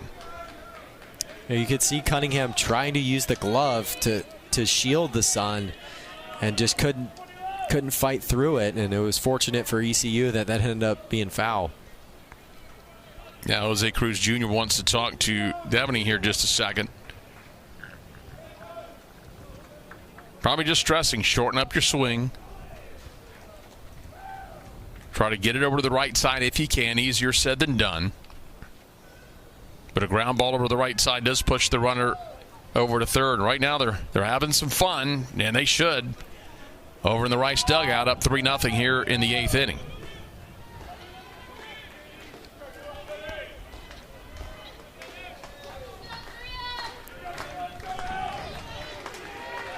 DiLorenzo. 2-2. Another foul ball. He's doing a really nice job. Cap that one foul, just hanging in there, flicking off a couple of foul balls here and there.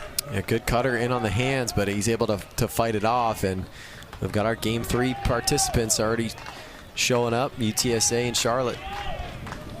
2-2. Up and out. Boy, when you're Game 3 of the day and you walk in and you look over the scoreboard in the 8th inning, you're like, whoa, okay. All right. Things can happen here at this tournament. We've seen it in the past. The 1 seed is down 3-0 in the 8th. Could be chaos. 3-2. Ground ball, just foul at first. DiLorenzo is one to pound that inside corner. Devaney's done a good job of fighting it off, hoping that he can get him to make a mistake over the plate.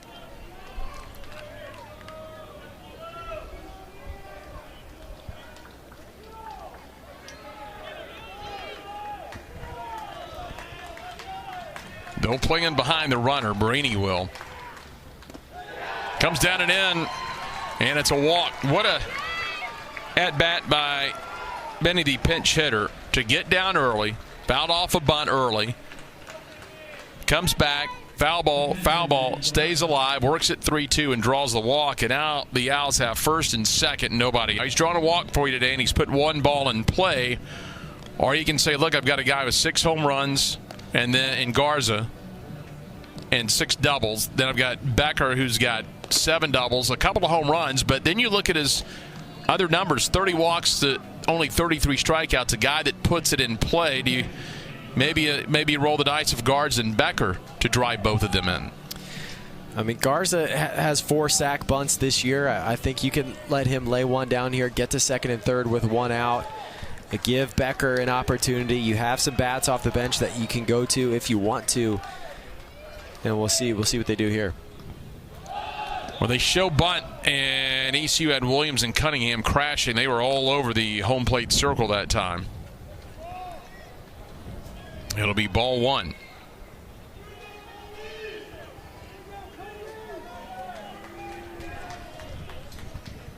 Again, Gallo at second, Devaney at first. Shows bunt early, pulls it back, slaps it over to first. They'll go down to second for 1. Over to first. What a double play. Wow, what a play by Carter Cunningham. The thinking there from Rice is you show bunt. You saw what ECU did on the previous play, how they charged in. Great reaction by Cunningham, and then the wherewithal to remember to get the out at second base, cover first, and get the double play. I mean, really quick reaction by the senior at first, Carter Cunningham. 24 double play of the year, 25th that Rice has hit into. Well, Cunningham had to make a split decision when he pulled the bat back just to stop it. Thinking, well, maybe he gets one out, decides, well, I've got the lead out. All of a sudden, he races back to first. You get a 3-6-3 double play. Now they're going to give Becker the free pass down to first of 2 outs. Yeah, sometimes that situation, you get a ball hit at you that quick and you don't even think. You just react and run and tag first base because the ball was taking you that way. But heads up play by Cunningham to turn that double play. Yeah, huge play by your conference player of the year at first base. 1-0 here to Johnson.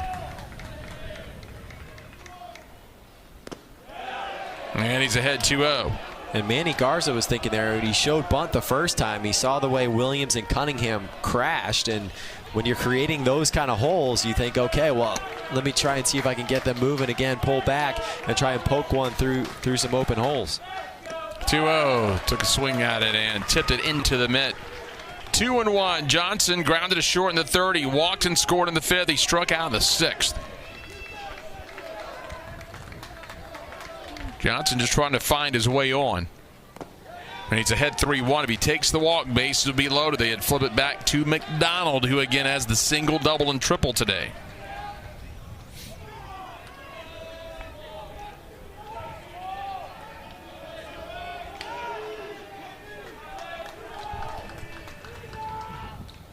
(3-1) on the inside and a foul ball. Now a full count at 3-2.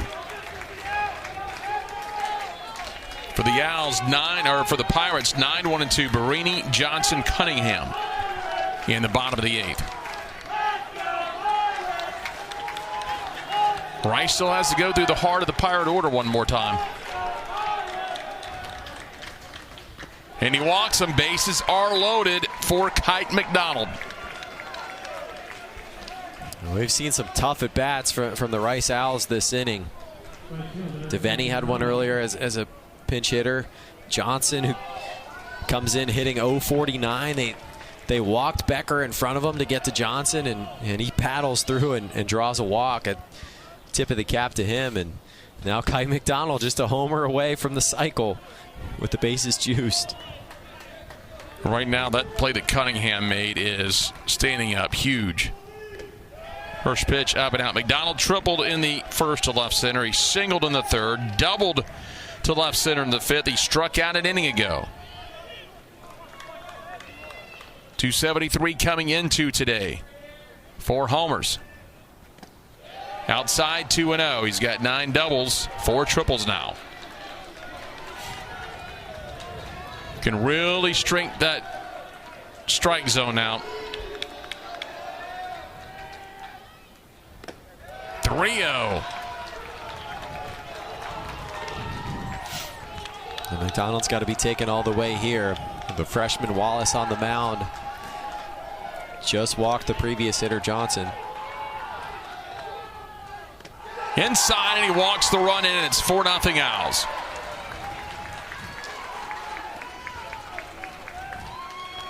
Gallo comes in. Becker goes at third. Johnson to second. McDonald at first, and now you get a left-handed bat up at the plate. And a senior at that in Ben Dukes. And the freshman Wallace on the mound, who's only thrown 2 innings in his college career. Dukes will take the strike. Dukes today has made good contact. Line to short, line to left. He had the bunt that scored 2 runs in the 5th. He flew to center in the 7th. Up and out now, 1-1. Dukes came in at .315, a couple of home runs, 15 RBI.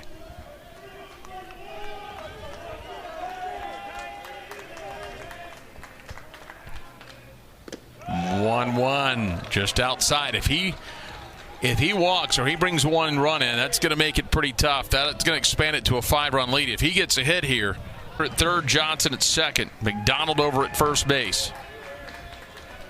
They do have Williams in at third. 2-1. Flies it to left center field. Johnson's got it tracked down. That's going to end the inning.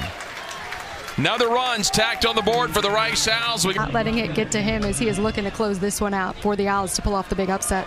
Thanks a lot, Morgan. That's the attitude you want out of Hickson here. A chance to pull off an upset on day number one. By the way, Devaney's going to stay in the game. He'll play left field after pinch hitting for Duffield, so it's a straight switch into left field. And now Hickson trying to carry this the rest of the way out with a 4-0 lead, 9-1-2. The first pitch to Barini is a strikeless. Of course, you and I are different generations. This goes back to the save opportunities you saw when I was a kid with the Lee Smiths and the Bruce Suitors and the Jeff Rear. Let's go 2 or 3 innings and try to get a save here.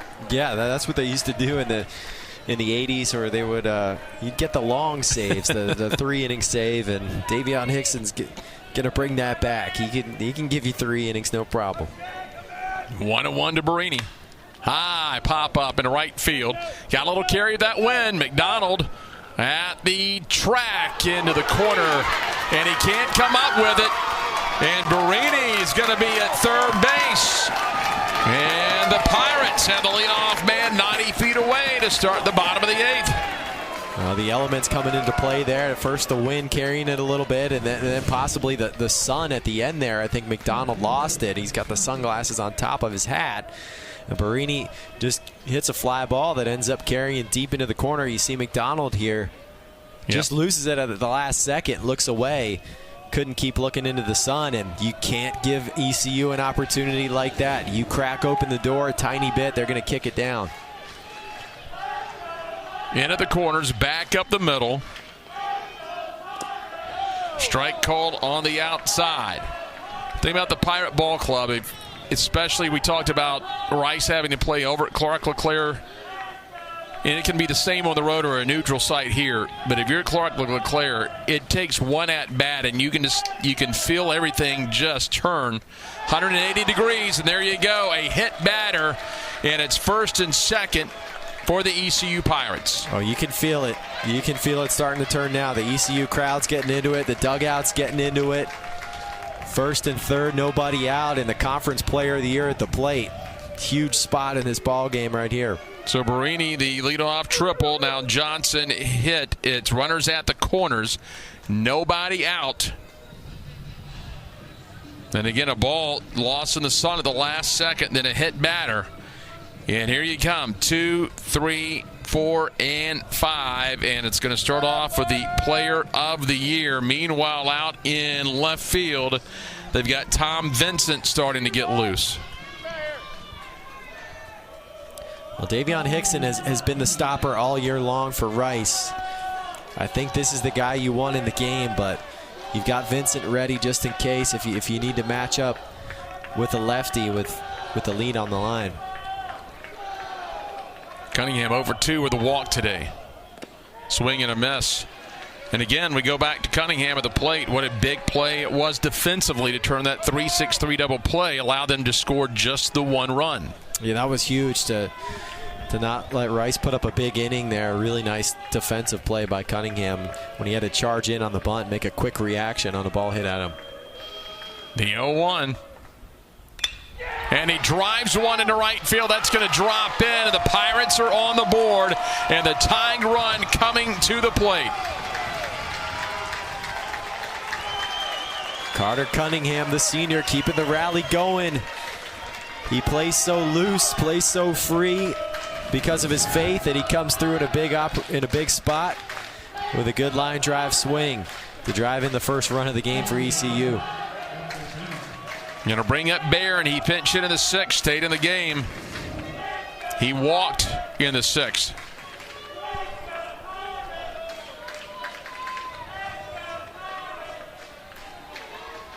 Johnson at second, Cunningham at first. Shows bunt, leaves it out there, and it's a strike.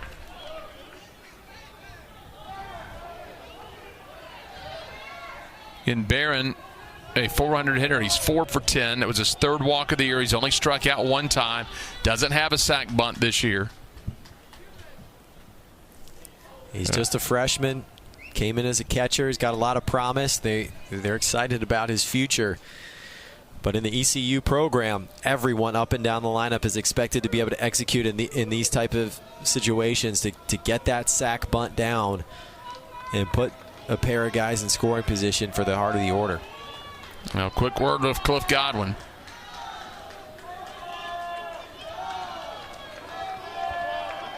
Triple hit batter and a single to start the inning. One, he gets the bunt down. That's going to advance the runners over to first in a collision. And Barron took the brunt of that one. But he got the job done. That's all that matters. Did his job. And nicely done by Barron to just catch the ball with the bat, deaden it, get the runners to second and third. The throw took the first baseman into the baseline, and that caused the collision. But everybody seems to be okay. That was Gallo, the second baseman, coming over. Well, Starling can make it a one-run game with a base hit here. He's got 7 home runs. He could tie it up real quick as well.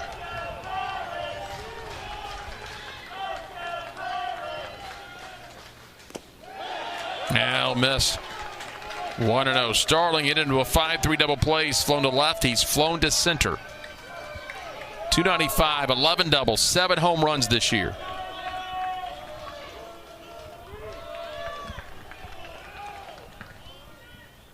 Now a 2-0 count.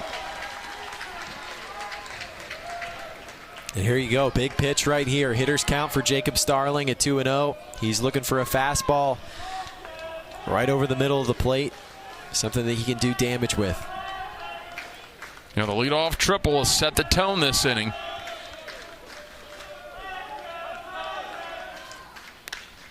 And a foul ball straight down. They're in a position, though, up 4-1. Rice would be more than happy to trade a ground ball out for a run, maintain a 2-run lead here, and get that second out. Problem is, when you're facing ECU, a team with 72 home runs, you're always just one swing away from a tie ball game.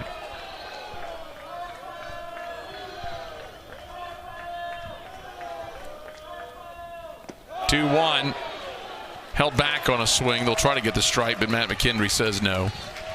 Hitters count 3-1.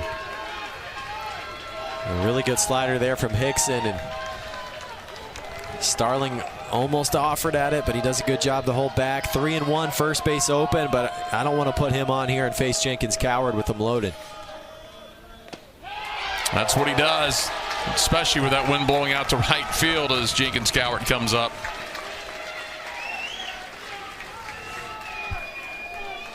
A couple of freebies in the inning. You had talked about, as good as Hickson is, sometime control can be just a little bit of an issue, and you've got a hit batter and a walk in this inning. Yeah, that fastball command can get away from him sometimes, and that's what hurts him. And he's got to get it dialed back in here. This is a huge spot. This is going to decide the ball game right here. And I believe it was either you or Morgan that said, look, that was a long half inning. He was over there on the bench. Off speed as Jenkins Cowart swings through that one. He is 0 for 3. A pop up to short, a ground out to second, a fly out to left. He's just trying to gut through this 8th inning and try to get out of it with a lead. Tying run at first. Jenkins Cowart is the go-ahead run. 11 home runs this season.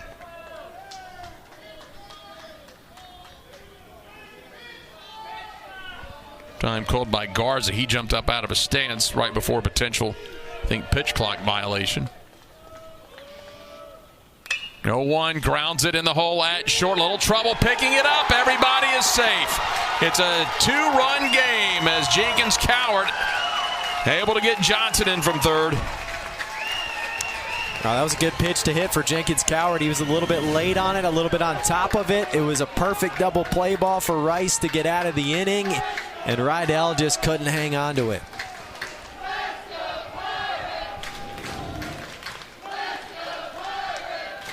And out to talk to Hicks, and we'll see if this does it for him. Williams over 3. He's put it in play all 3 times. Old check swing, and he shoots it out to left field. Shortened up on the swing, just shot it the opposite way. 1-run game. Dixon Williams, the sophomore third baseman, into a bigger spot here in the conference tournament.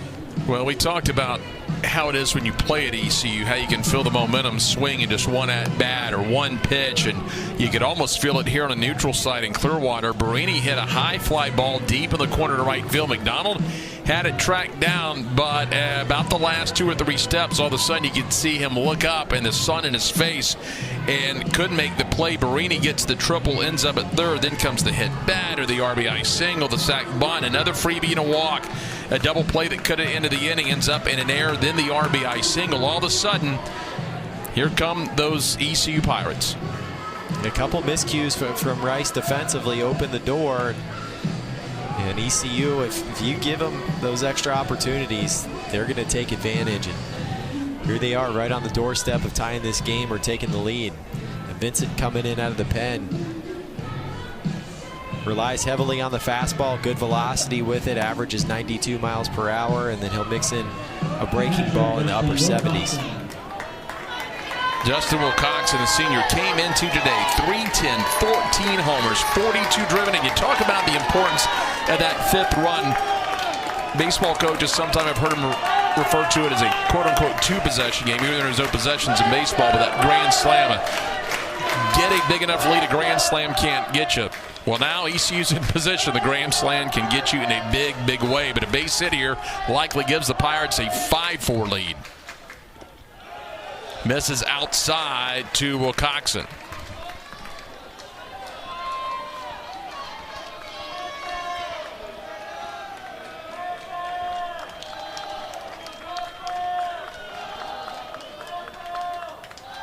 Swing and a miss. A little movement on that one. Wilcoxon, a senior out of Raleigh, North Carolina, and Millbrook High, preseason all-conference. All-conference a season ago.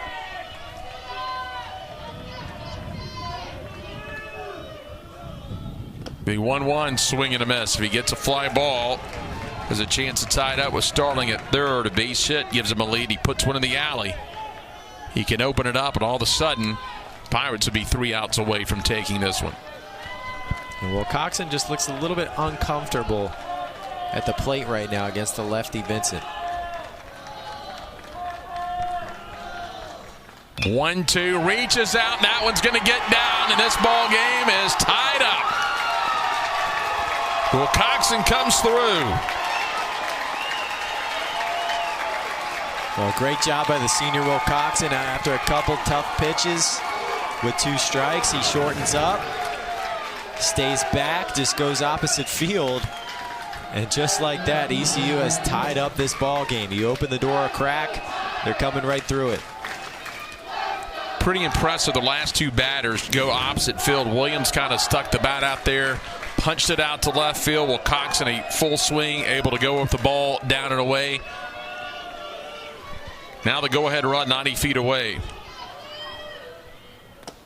Nowak will take a strike. He hit the ball hard. He lined out to center an inning ago when he came to pinch hit, stayed in left field. And Nowak has a lot of speed, too, the ability to stay out of the double play. A nice pickup by Garza there on the short hop.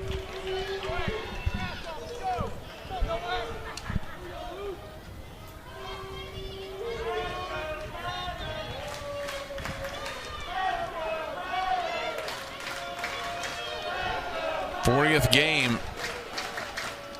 for the left-hander. He's had 15 starts this year. Punches one out into center field, and the Pirates lead it 5-4. Bases remain loaded.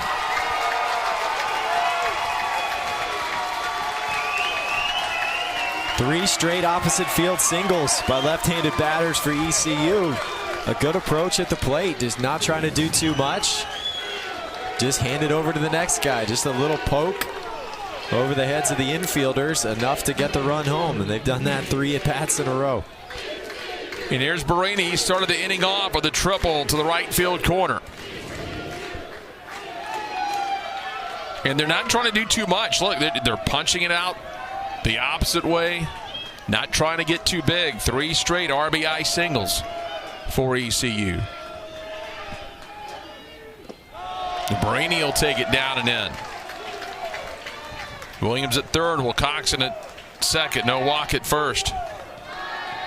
Oh, what a response from the Pirates. To be down 4-0. Coming in as the 1 seed. High pop up into right field. McDonald toward the line. Now he can't find it again. Loses another one in the sun, and another run's going to come in to score.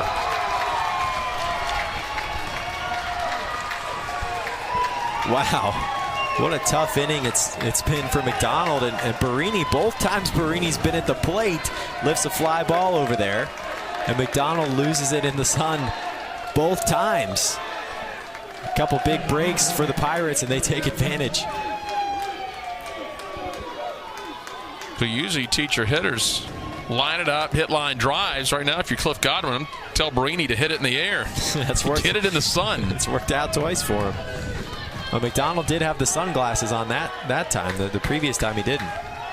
RBI single for Barini, and they keep the carousel going. That's the 4th straight RBI single for the Pirates. Back to Riley Johnson. Still just 1 out in the inning.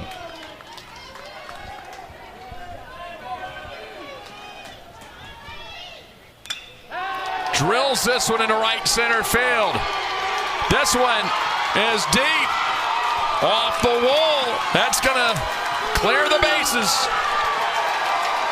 Johnson, after 4 straight RBI singles, delivers the big punch. And now the floodgates have opened up for ECU.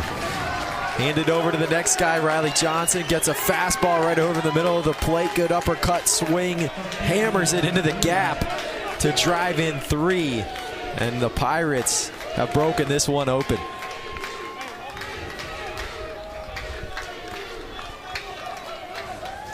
Cunningham will be the 12th Pirate to hit this inning. The infield's drawn in. 9-4 ECU. A 9-run 8 between the legs, and another run's coming in.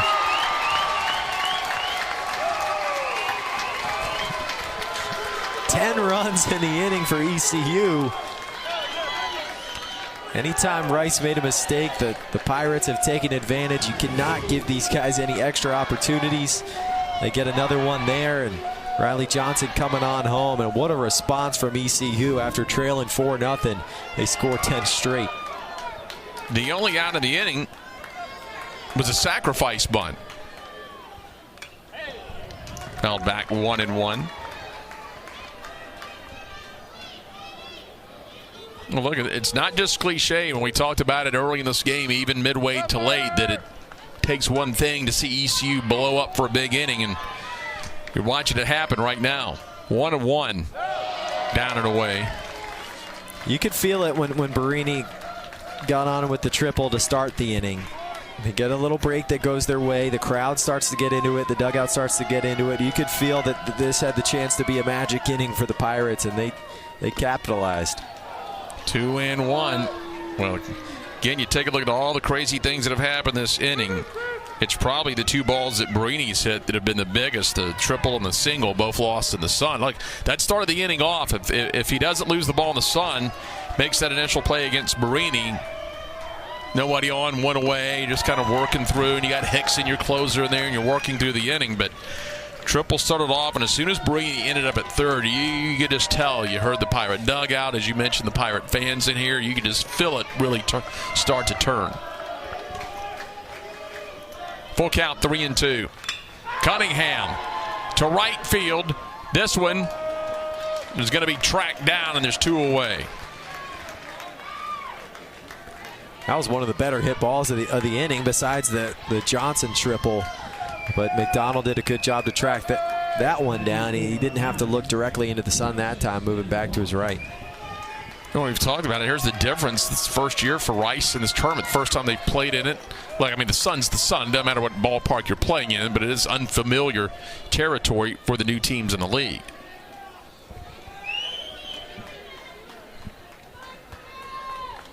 Barron got down the sack bunt earlier in the inning. They'll shift on him to the right side, and it's going to be Claunch, it looks like, to hit.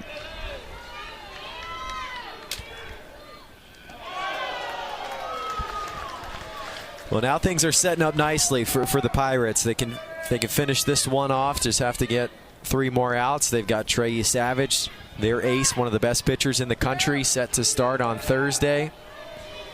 They're hoping to get Zach Root and Wyatt Lunsford-Shankman back at some point this week.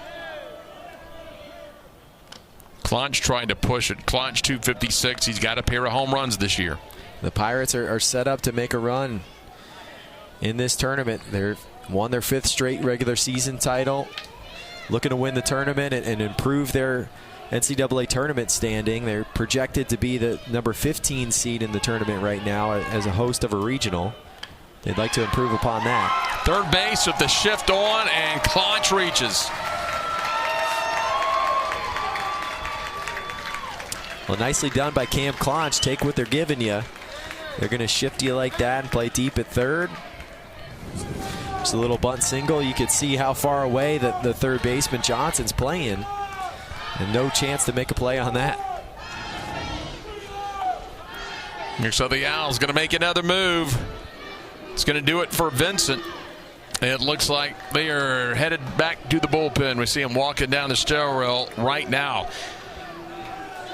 14th Pirate will come to the plate here this inning. They've already put 10 runs on the board. It was a 4-0 Rice lead going to the bottom of the 8th. We'll take a break. When we come back, we'll tell you who it is. Right now, the Pirates lead it 10-4. Geico can help cover cars, homes, motorcycles, and even accordions. Pretty liberating knowing Geico can help insure our car. And with our home insurance, your accordion, too. We're not the only ones out here taking advantage of Geico. Smoke him, Edna.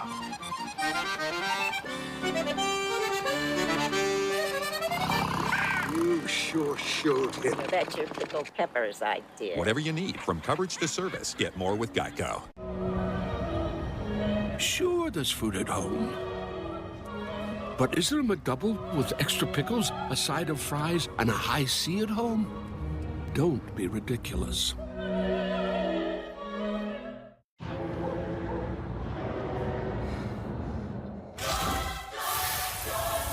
Transform your water and live hydrated. Yeah. Tear, pour, live more with Liquid IV. The Owls number 27, Tyler Hamilton.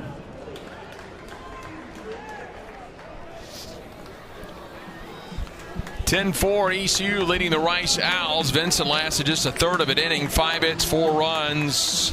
All earned, no walks, no strikeouts. 20 pitches, 12 for strikes as ECU touched up Vincent. And Pirates were down 4-0 coming into the inning. They now lead at 10-4. Now they got to go to Tyler Hamilton out of the bullpen. And Tyler Hamilton 1-4 with a 4.62 ERA. 25 strikeouts and 25 1/3 innings. He'll be in the low 90s with the fastball and frequently throws a slider at about 80.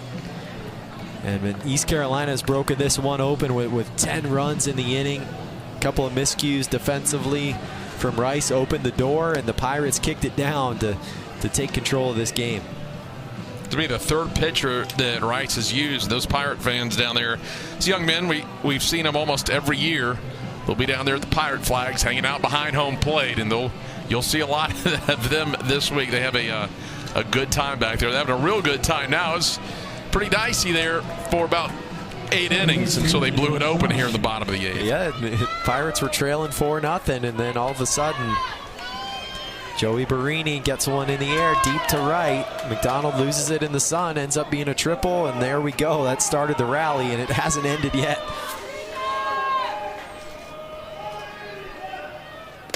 First pitch will come up and in.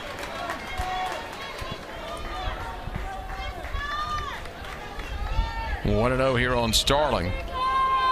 Starling 0 for 3 with a walk. Drives one deep to left field, and it's going to hook foul. Well, I thought Frenchies had its first action of the week. I thought they were going to too. You almost had a little tiki hut action up there, but we got a souvenir anyway for some fans, but a foul ball souvenir. 1-1 to Starling. High fly ball to right field, puts that one in the wind. Looking back, he said, forget about Frenchies, I'm going to go opposite field. 2-run home run makes it 12-4. Well, Jacob Starling said, I was early on that previous pitch. Let me wait a little bit longer. We'll go oppo. Let me find that jet stream. Gets it into the wind, gets it out of the ballpark. Fastball right out over the heart of the plate. Starling barrels it up and sends it over the fence.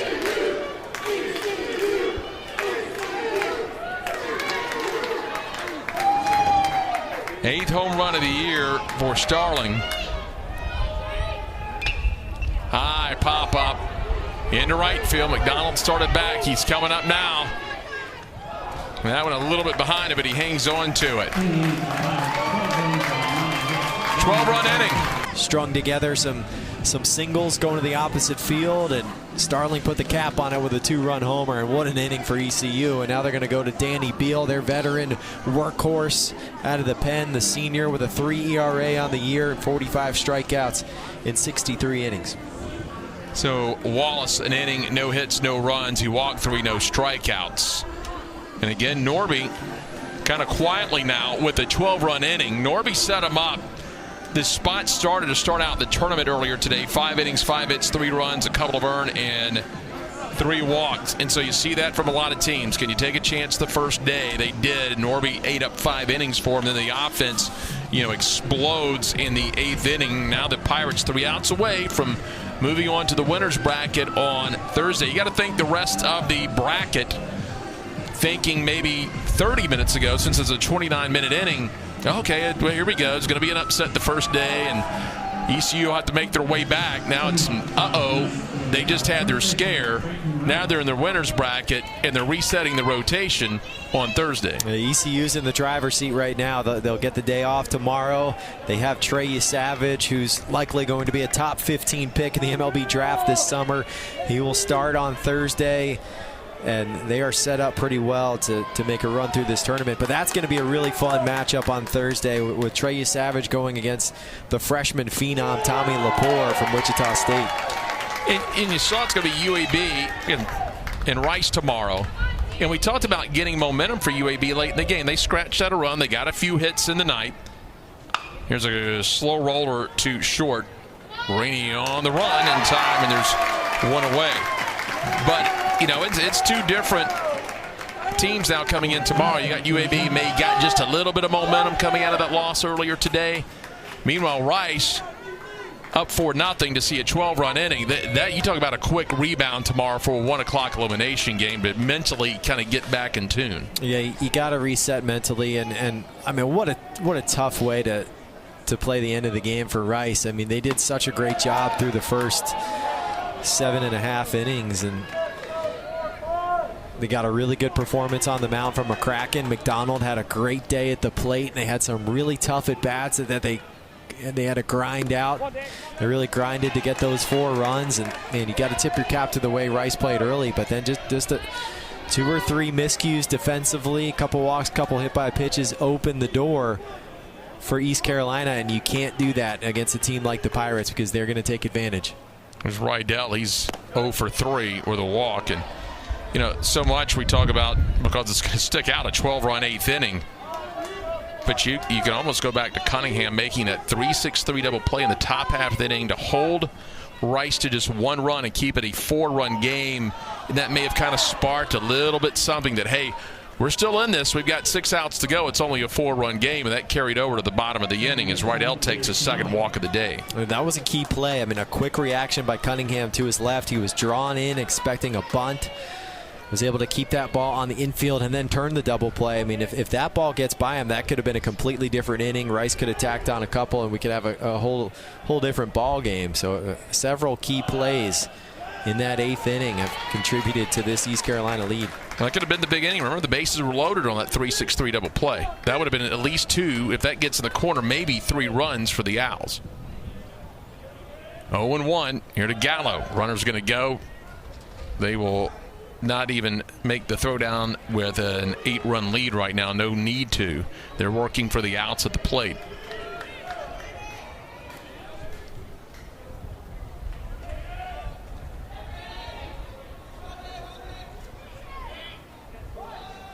Shows bunt, third base.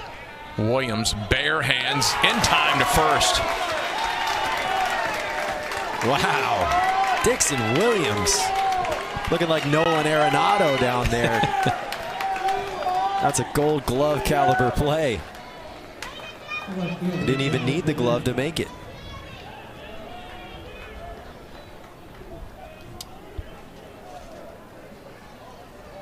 And Devaney's going to stay in here. Came into pinch hit an inning ago and drew a walk, stayed in the left field. Al's down to the last out with Rydell over at third base.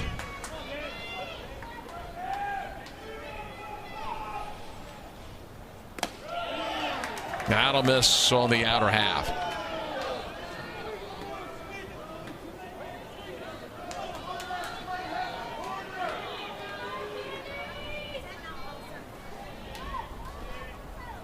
Jenkins Cowart maybe back a step in right field with that win. There's a chopper foul, evens it up at 1-1.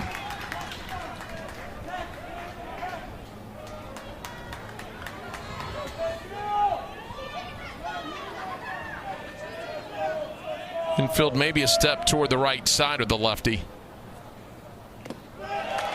Tipped it in the mitt, and the Pirates a strike away from finishing this one off.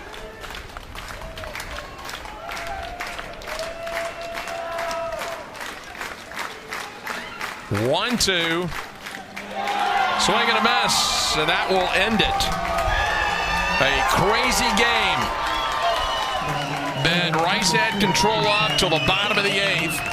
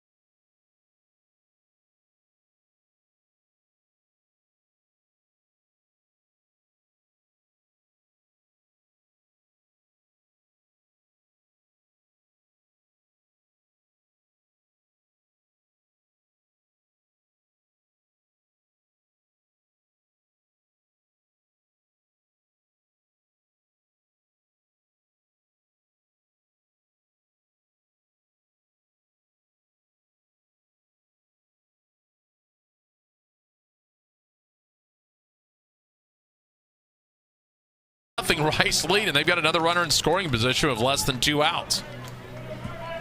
A big opportunity for the Owls here. You want to continue to pour on as many runs as you can against an ECU lineup that leads the conference in runs scored. Rank is 1 for 1. Had an RBI single in the first. He walked in the third. 269, a couple homers, 39 driven in. Had 1-0, and now the bullpen moving for ECU. And looks like the Pirates have Jackson DiLorenzo, a freshman right-hander, throwing in the pen.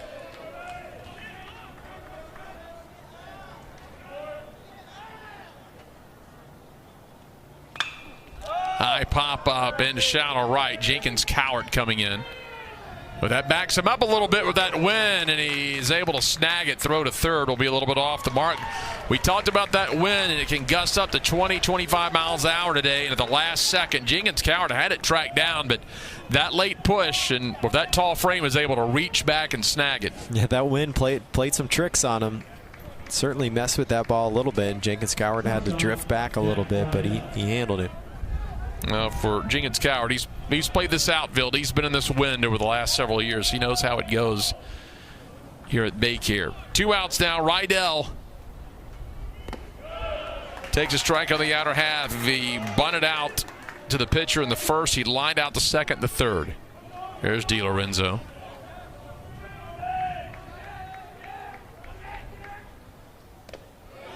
That'll just miss. 1-1.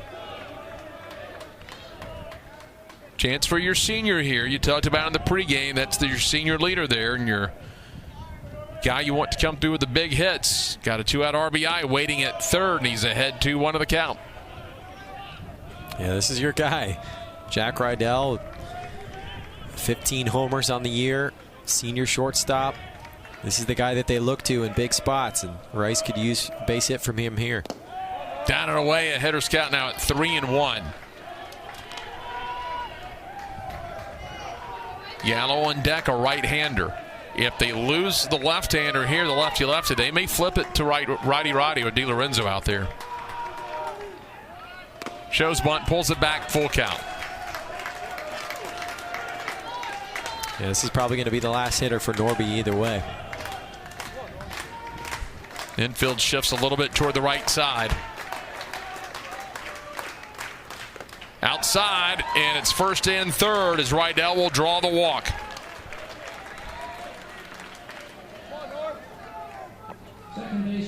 It looks like they're going to stick with Norby. 78 pitches, that's his season high. He's got to face Gallo with 2 on. Gallo 277 homers, 29 driven in. Big cut.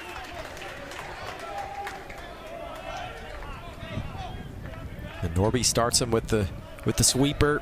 He was sitting fastball and was ahead of it. 0-1 from Norby.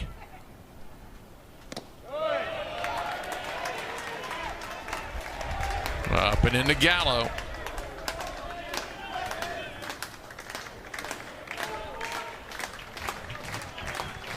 Norby trying to shut the door. And a miss, down and in.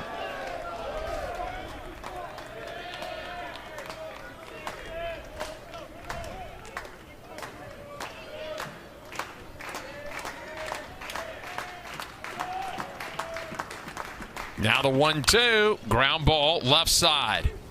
They'll go to second, and that will end the inning on the fielder's choice. But they get